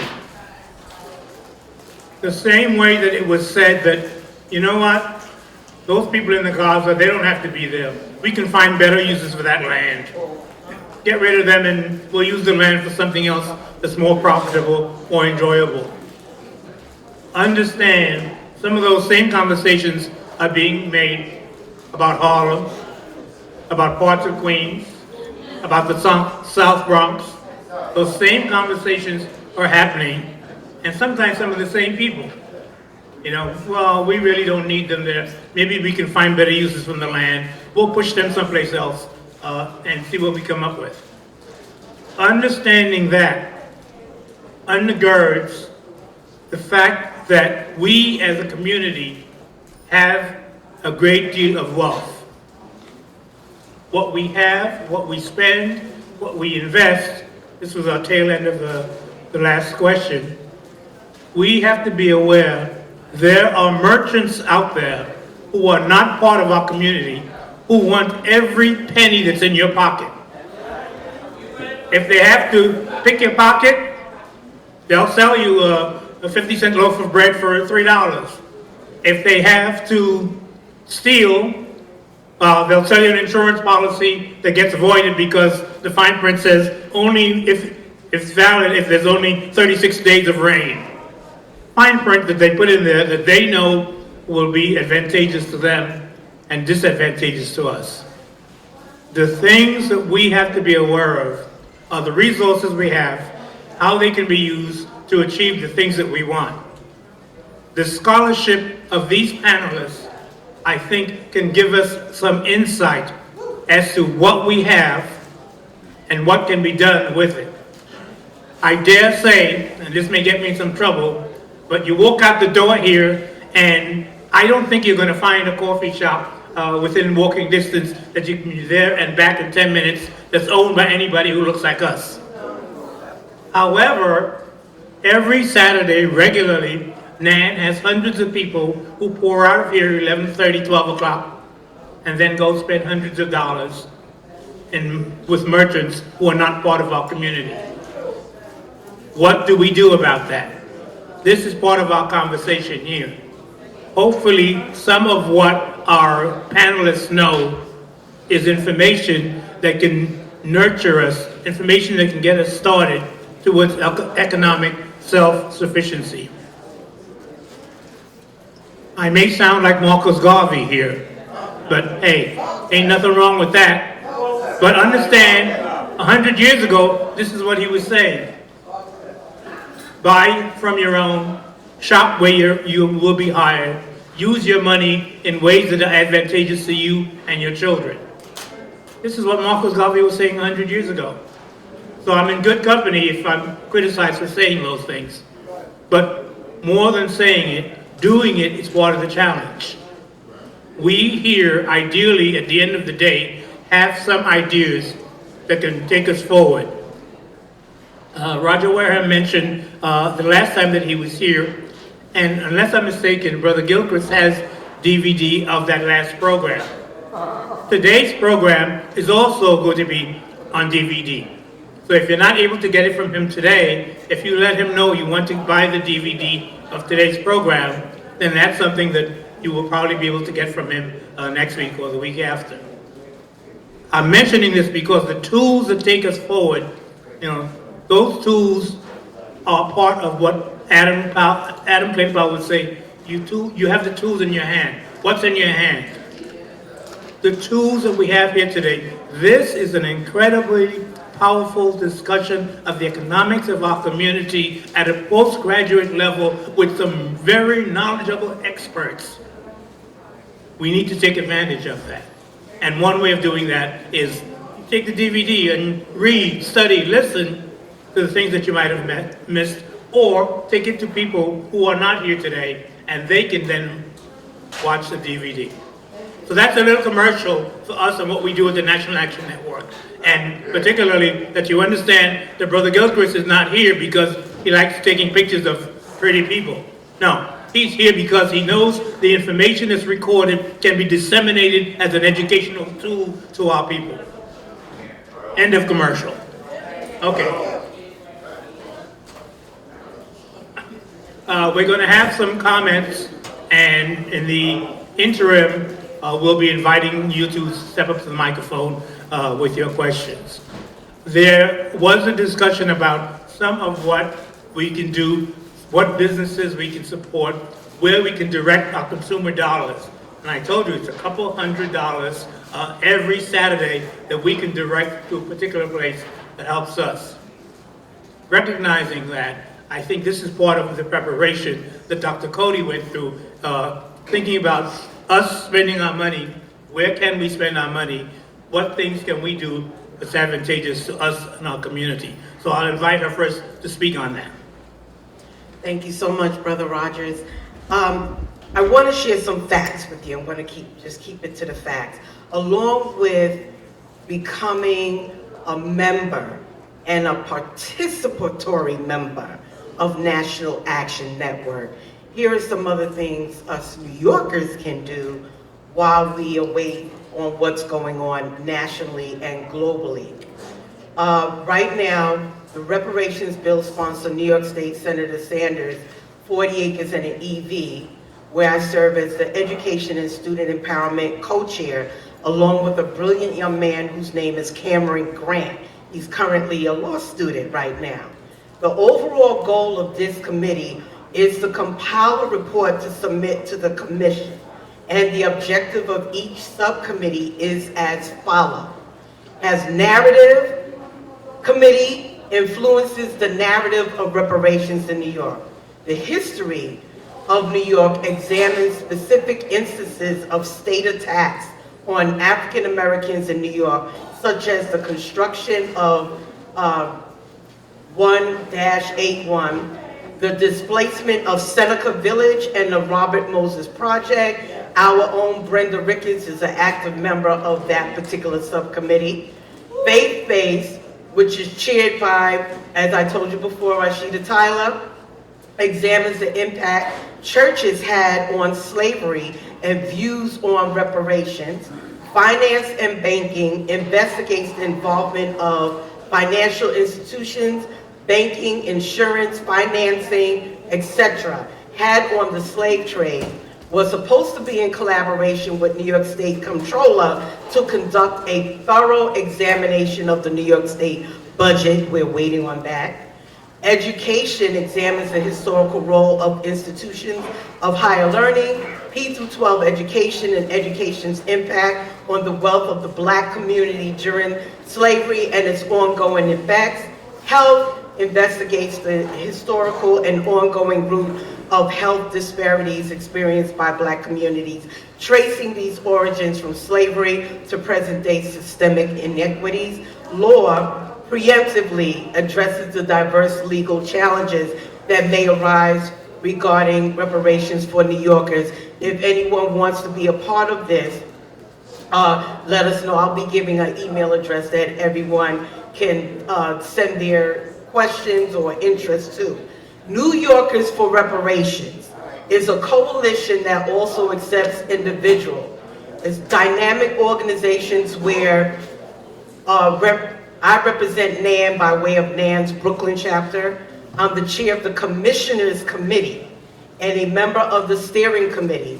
New Yorkers for Reparations is a 100+ member grassroots coalition. And that's the number 4, not the word for, in the website, if I'm not mistaken. New Yorkers for Reparations. Okay, New Yorkers for Reparations, the number 4, not the word for. Right, but I'll give that information. Thank you, Brother Rogers. It's a 100+ member grassroots coalition growing the movement for Black reparations in New York and working to ensure that the recommendations that come out of New York State Community Reparations Commission turn into policy. This is very, very important for the follow-up. New Yorkers for Reparation has 4 subcommittees, and I'm not going to go into their goals. You can please email, well, you can go to the website and then join the action, or you can, when you submit it, you can just say, you know, I want to connect with Dr. Cody to find out more information, or just join us. It's NY, the number 4, reparations.org. That's NY, the number 4, reparations.org. So now, 2 main things I wanted to share with you. New York State Reparations Community Commission on Reparations Remedy is tasked with examining the legacy of slavery, subsequent discrimination against people of African descent, and the impact these forces continue to have in the present day. Governor Hochul signed these bills on December 19, 2023. When you go to their website, you see a beautiful picture of our president and founder standing right there, making sure she signed that bill. And that their website is ny.gov/reparations. And I have their email address, so you already have the website for New Yorkers for Reparations, and we can put you in touch with all of that. Then we also our board member, Jennifer Jones Austin, is also a commissioner on the New York State Reparations Commission. She is also on this steering committee. She is a treasurer. So there's a lot going on. They finally have a calendar, and they submitted information to request, they submitted a request to extend, because July would have been when they had to submit a report. They asked for more time to submit the report. So I think they're meeting. If you go to their website, you will see the list of their upcoming meetings. They have one in Queens where the Men's Auxiliary was representing big time, the one in Queens, and they should be having one in Brooklyn coming up soon. Then you have New York City Reparations Commission, CORE. That is responsible for New York City. is responsible for holding government accountable to advancing racial equity in government operations and uplifting community voices in government decision-making. The New York City Commission on Racial Equity provides accountability for New Yorkers, regularly evaluating the city's progress on its racial requirements and goals. There's a way to reach them as well, but I don't want to take up too much more time. So you have commissions on the state level, you have commission on the city level, and this information needs to be known because they go around and they ask the community of questions. They want to hear from you. But if you don't know they exist, or you don't know when they're meeting, how can you share or ask the questions that need to be asked? So remember, ny4reparations.org, you submit, you join us, and we'll give you all this follow-up information when you ask. Thank you, Dr. Cody. For those of you who are serious about follow-up, the New York State Commission on Reparations and Remedies actually has a telephone number where you can sometimes get the staff. If not, they take the message and pass it on to the staff. So the New York State Commission on Reparations Remedies is 518-473-3997.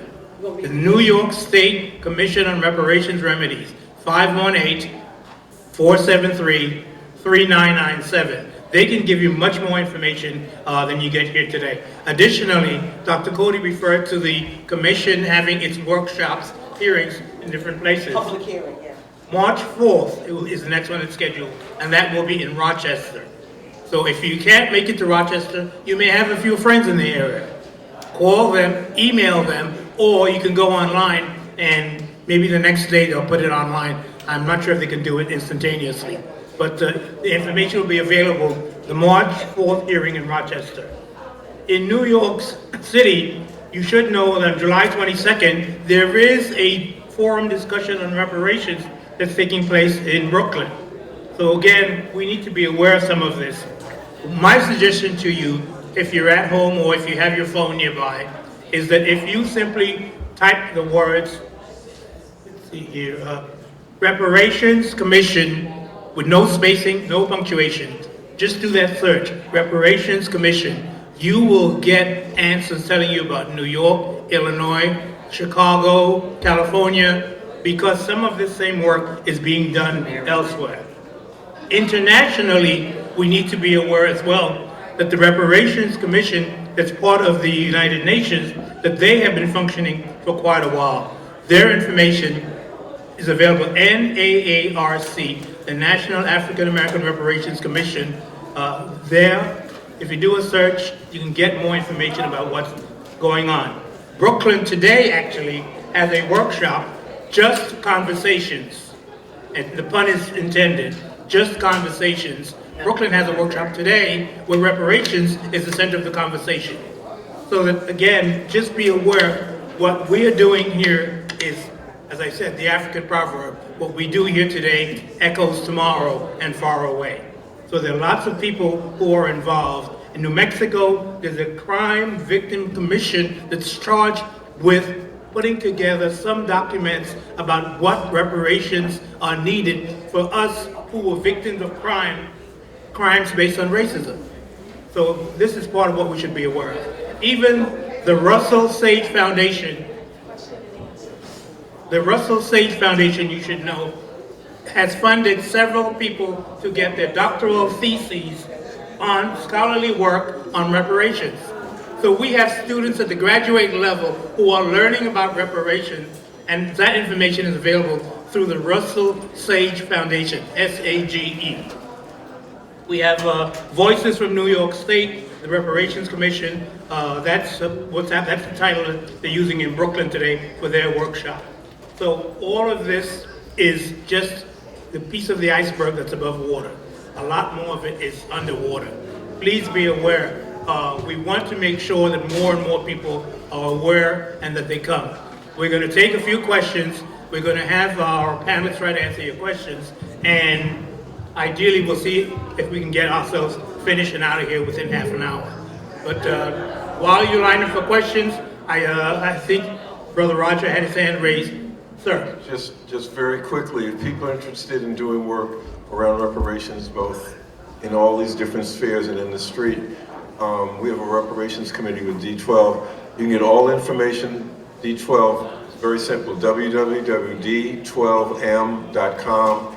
You'll see the work, how to reach us, so any kind of number, so anybody's interested in doing work with us, D12M.com. That's the December 12th coalition, so you know who they're affiliated with and who they're, again, we got some big brains here, and they work together with the D12, December 12th coalition.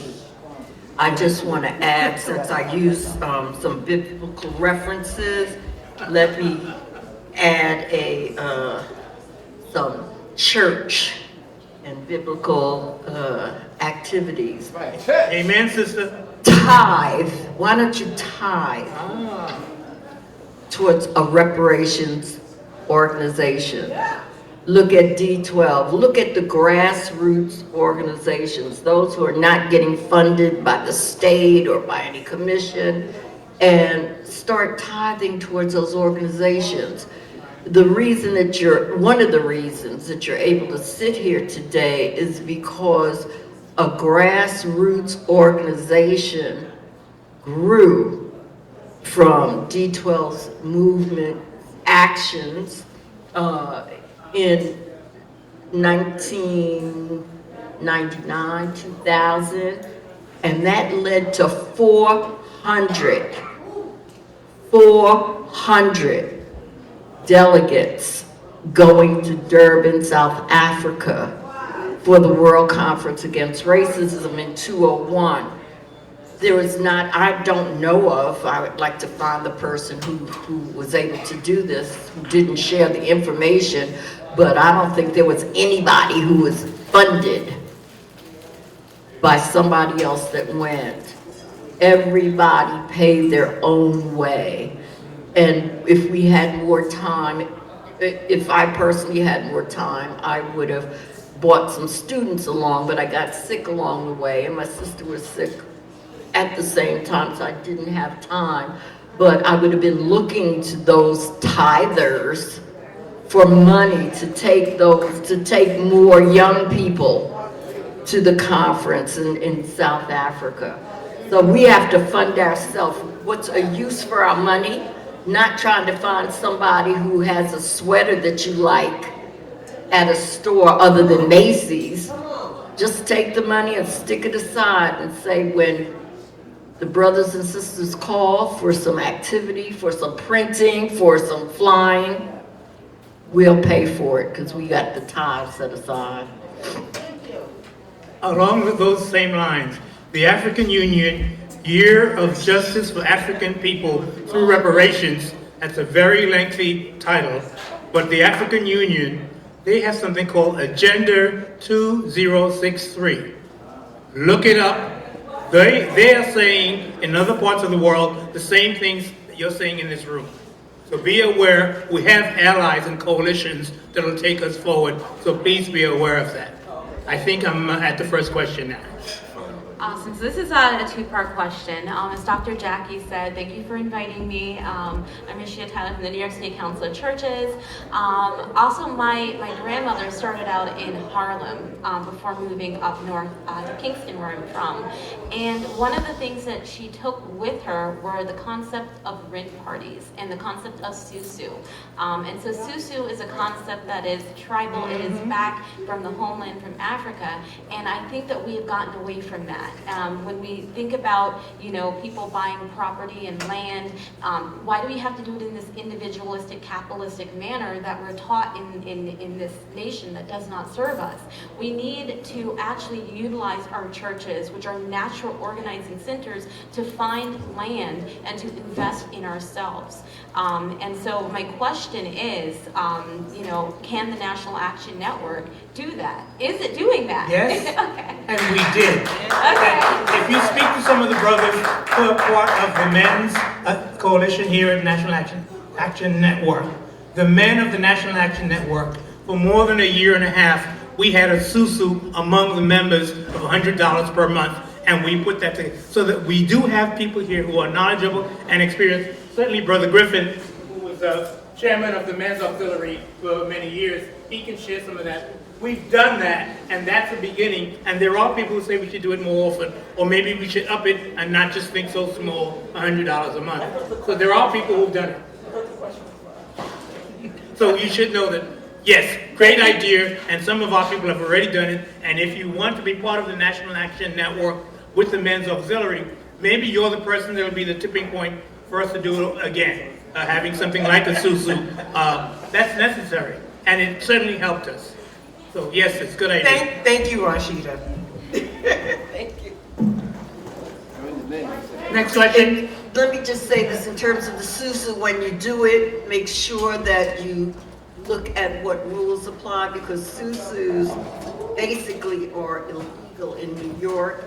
And when I was working at the Attorney General's office years ago, I know that they brought some actions against people who were running SUSUs. So so that may be one of the reasons you don't hear it too much, because people don't want to say it out loud.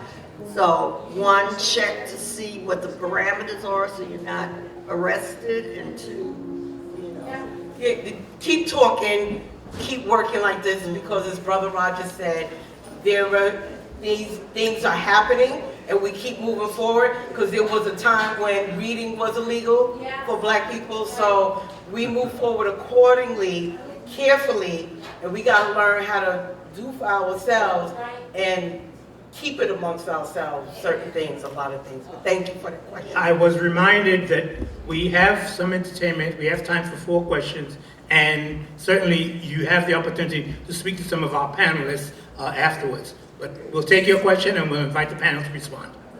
All right, good afternoon. Thank you so much for what you've shared. Attorney Ware, got a question for you.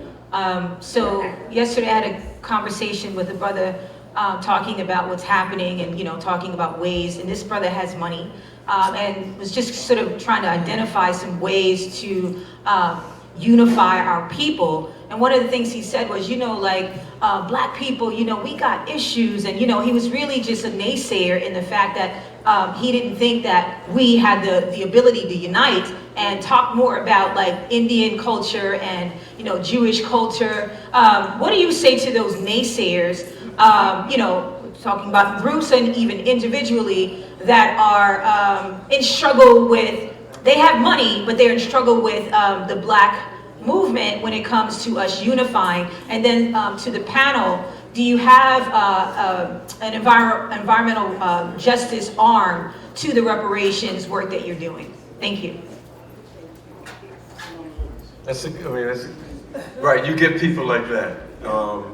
And it's like Black people can never get together. That kind of mentality, which just isn't true. It's a denial of reality, because the fact that these people are here is that Black people get together. There's a lot of things that we do. Usually some people are looking for an excuse not to do it, and with somebody like that, it's hard to deal with. But I think we can always point to examples of, we have done things together, we do things together, and we're going to continue. Somebody like that is determined that he don't want to do that. He wants to cling on to something else. I don't think there's a lot you can do. I think you can just point out the truth, that we would not be here today if Black people didn't stick together with all that we've been through. So I don't have any magic response for that, aside from pointing out that some people like that, they don't want to be convinced.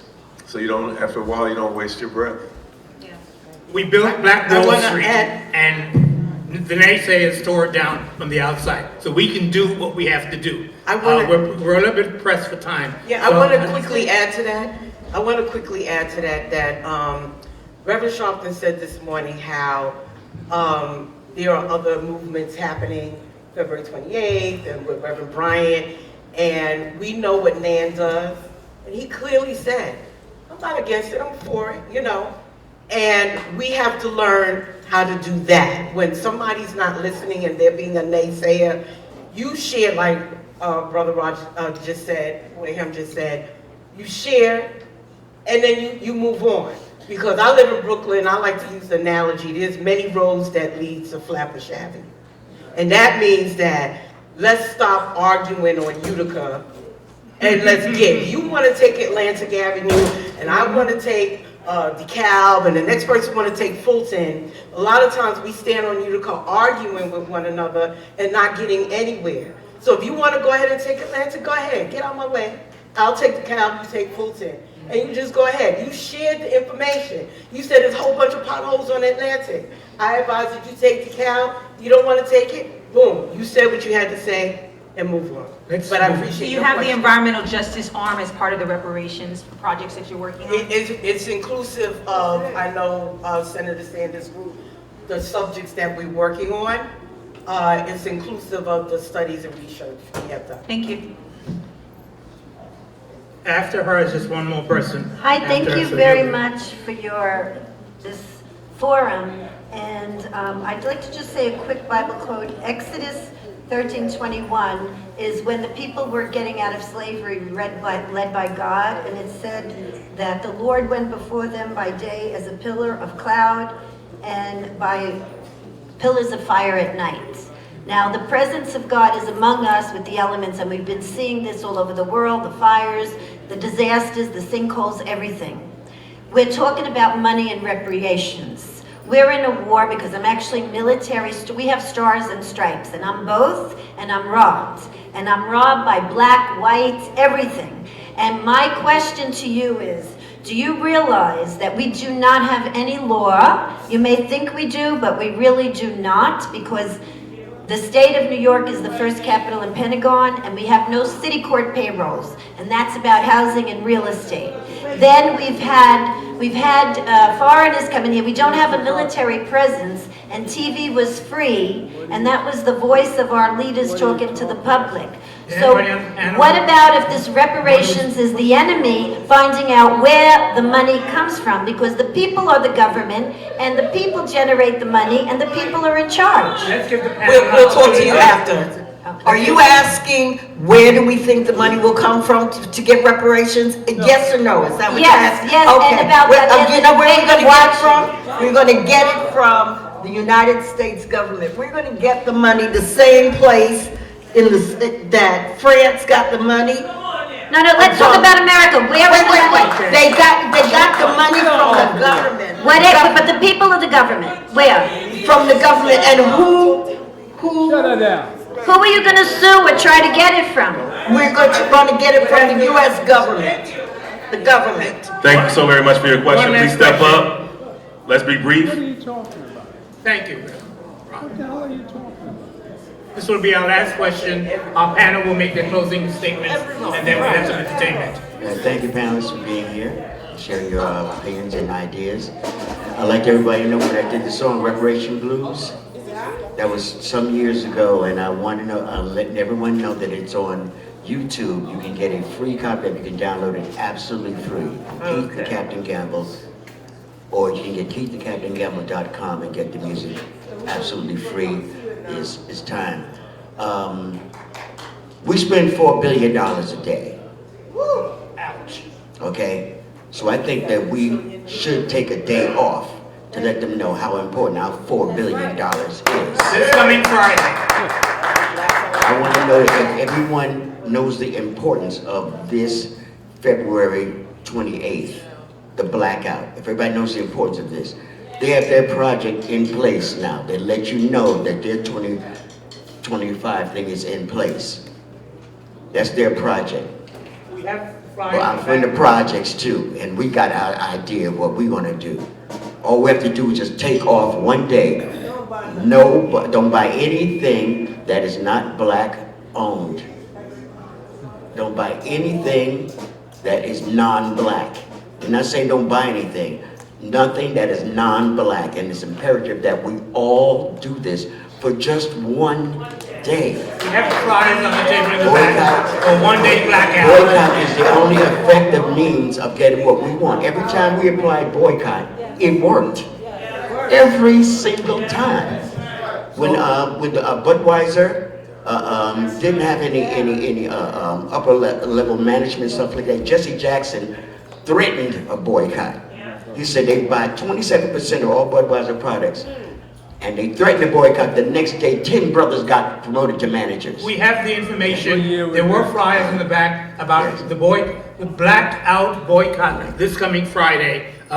Check the table in the back. All right. They have I just want to flyers ask. back I just there. want to ask the panelists' opinion on February 28th. What they feel about that, the effectiveness. We also need to revive Black Solidarity Day. That's my opinion on that.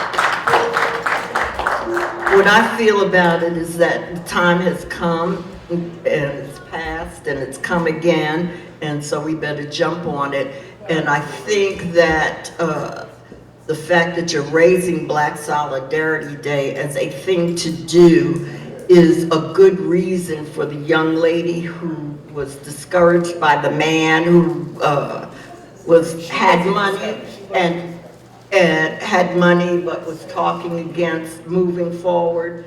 You know, Black Solidarity Day was proposed, what, in 1969, after the film, A Day of Absence, after that play. 1960, you go do the math and tell me how many years it took for that cry to be heard nationwide and for you to hear people standing up to it. So keep talking about it. Don't talk to us about it. We know about it. Do not spend your breath talking to the choir, okay? Introduce your band. Just tell other people who don't know. December 12th movement supports February 28th, and we never stop celebrating Black Solidarity Day. All right. Thank you so much.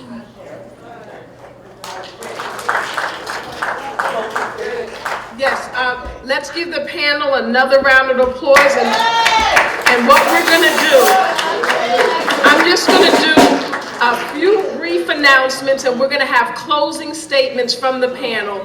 The band will be going on in about 5 minutes, but I just want to say that the National Action Network Women's Auxiliary, they have a game day. That's on the first Saturday in the month of March.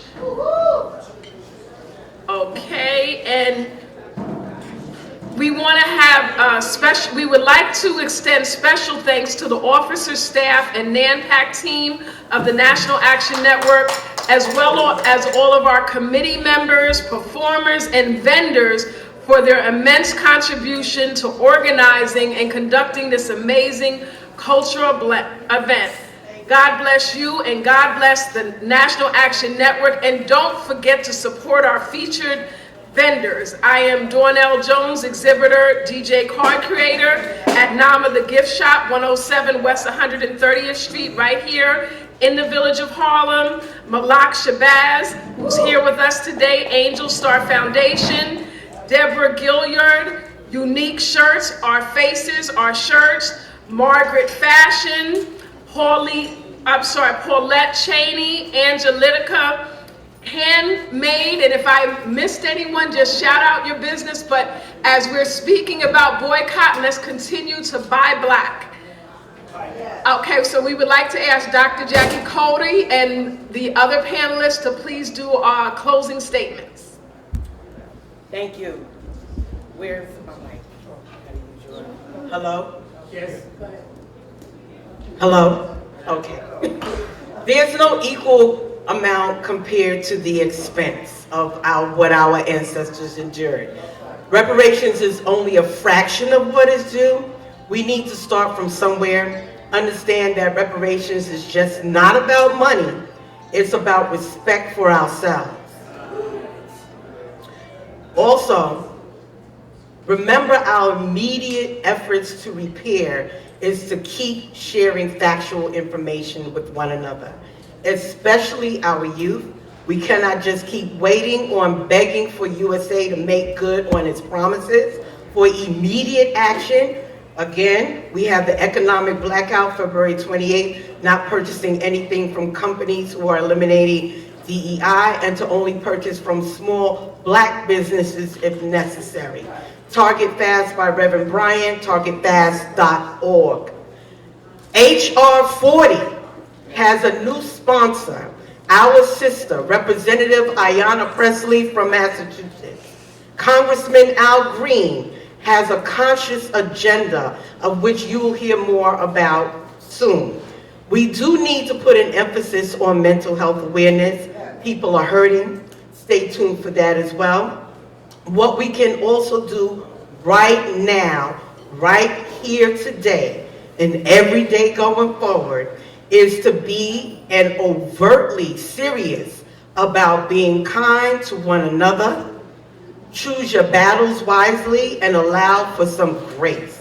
If we don't honor and respect one another, then how can we expect and demand respect from others?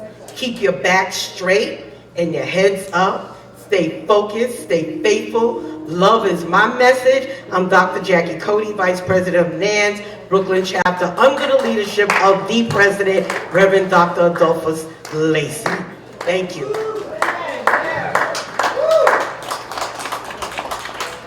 My name is Linda Roots. I'm retired from the job of making money, but I'm not retired from the job of living or being part of the Black community. And so what I want to say to you is that we need reparations now. Yes. If you say what I just said, we need reparations now, you will have said it after me, but it was still now. We need reparations now. Focus on reparations now. Don't let it be tomorrow. Focus on it now. Do whatever you can do, whatever little bit. Tell somebody about the next meeting. Go look something up, read it. Put your time aside, because there are more meetings that'll take place outside of the United Nations, outside of the United States. So reparations now.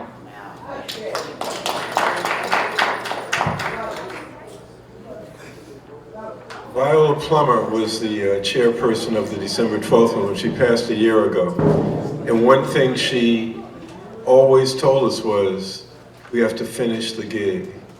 So anybody who's serious about reparations, not just words, a number of things have been laid out if that's what you want to do. If you want to do that, then you need to do it seriously, and we'll overcome whatever obstacles there are to doing that. So that's, you know, that's it, you know. Finish the gig. Thank you, and let's give another round of applause to this panel. I have to say this, that I marched with December 12th with the Central Park 5. I didn't think that they were gonna ever win, and I honestly didn't think we would get reparations, but I have to say Attorney Wareham is my inspiration. When I hear him speak, I feel like we're gonna get it. So thank you guys, everyone, for coming back and being a part of our panel. And I just want to close out. I'm going to bring up Mr. Coswell, because this is actually his brainchild. It's his idea to do it, because I kind of feel like my present pastor, I don't know how we're going to get it, but let's pray that we will get reparations. When I hear you all speak, I feel that there is hope. But I just want to once again say, as Reverend Sharpton mentioned this morning, I was honored to be in attendance at the 60th anniversary commemoration of the assassination of El-Haj Malik El-Shabazz at the Malcolm X and Dr. Betty Shabazz Memorial and Educational Center on last evening. Beverly and Cosby and I accompanied the youngest daughter, Malak Shabazz, who's with us this afternoon, and best wishes and congratulations to Dr. Ilyasa Shabazz for continuing to honor her father and mother's life and legacy. For more information, the ShabazCenter.org. So before I bring on Mr. Coswell, I would like to draw our 50-50 raffle. We have collected, okay, you get $47. I'm sorry. I'm mixed up, hold up. I keep forgetting to say that reparations is today's civil rights movement. Just like civil rights benefits all, was a black agenda and benefit everyone, so is reparations. It may be a black agenda, but it'll benefit everyone. Thank you. Okay, we have collected $94, but I have a feeling we're gonna get to 100. So that means we are doing an actual 50-50 today. 50 goes to you, and 50 goes back to the National Action Network Political Action Committee. As you could see, we're kind of stepping it up to the electronic flyers. We've been doing the Microsoft Word for years, but just to start getting our committee going. And we're getting some sponsors from the Links and others. And yes, sir, you are going to be able to do your poem. Our last 40 minutes will be purely entertainment, culture entertainment. We have our band here to the left, and you will be able to do your poem. So I would say we are up to $100. I will do a double check count. Let me have count for me, please. And let me see now. I owe. No, it wasn't bad. Let me see. You gave me $5, right? Okay. So that's 1, 2, 3, 4, 5, 6. Okay. So when you give $5, you get 6 tickets. Okay? Yes. Okay. So you keep that one. Okay. All right.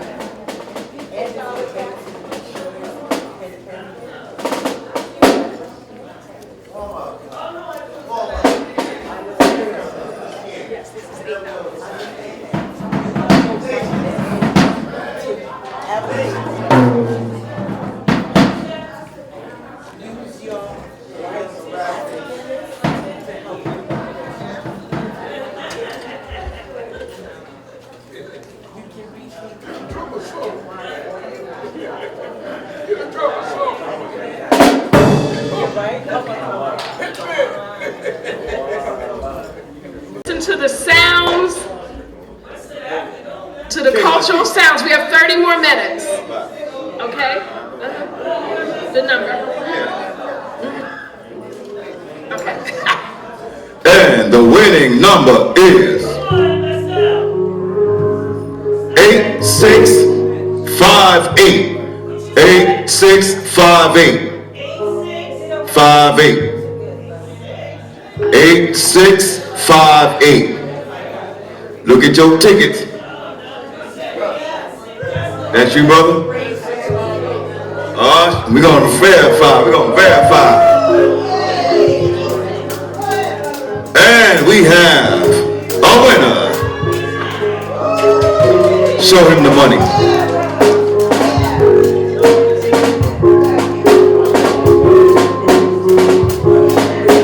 I want $5 for picking your ticket.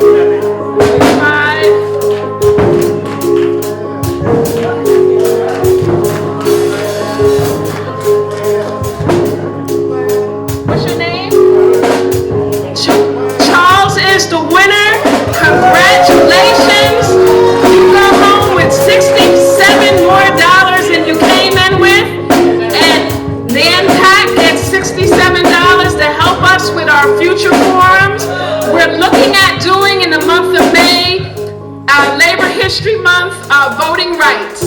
So enjoy the rest of your afternoon. I'm going to bring on Mr. Thomas Coswell. Peace and blessings.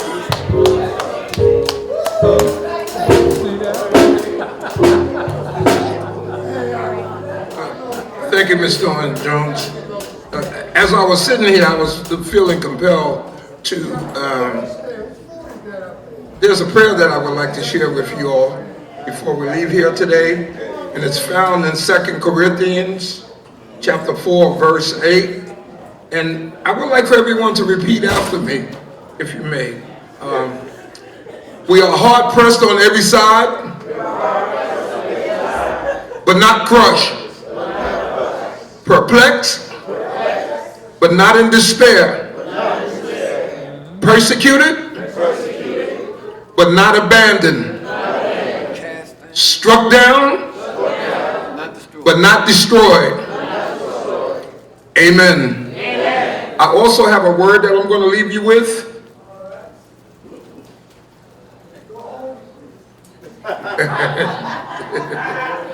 My own word? Okay. This is the word I want to leave you with. Stand tall in your power. Walk boldly in your purpose. And never forget the strength of our unity. We are the embodiment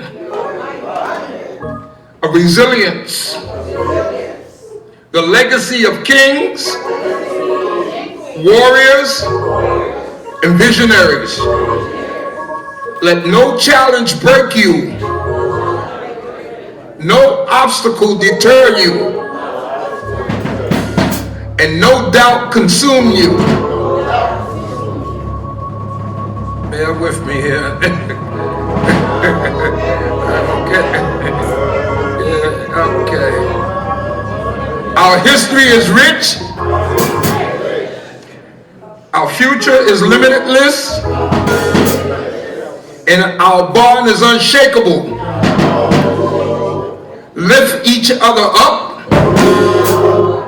Build together. And move forward with courage.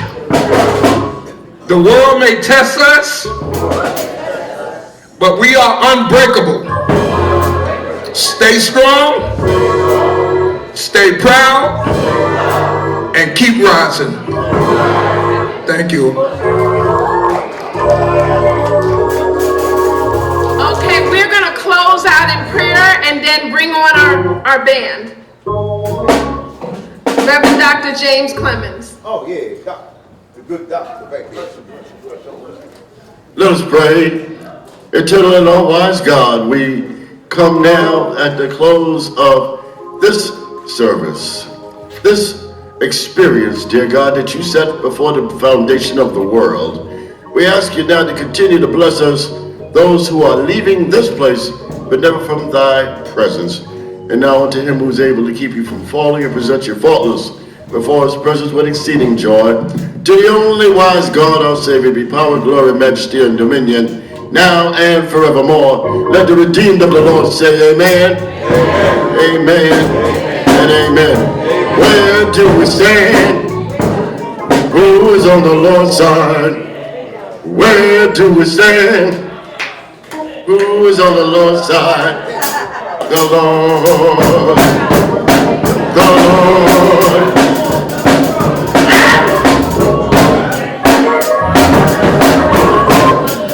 You can't restart something that don't fix it, brother.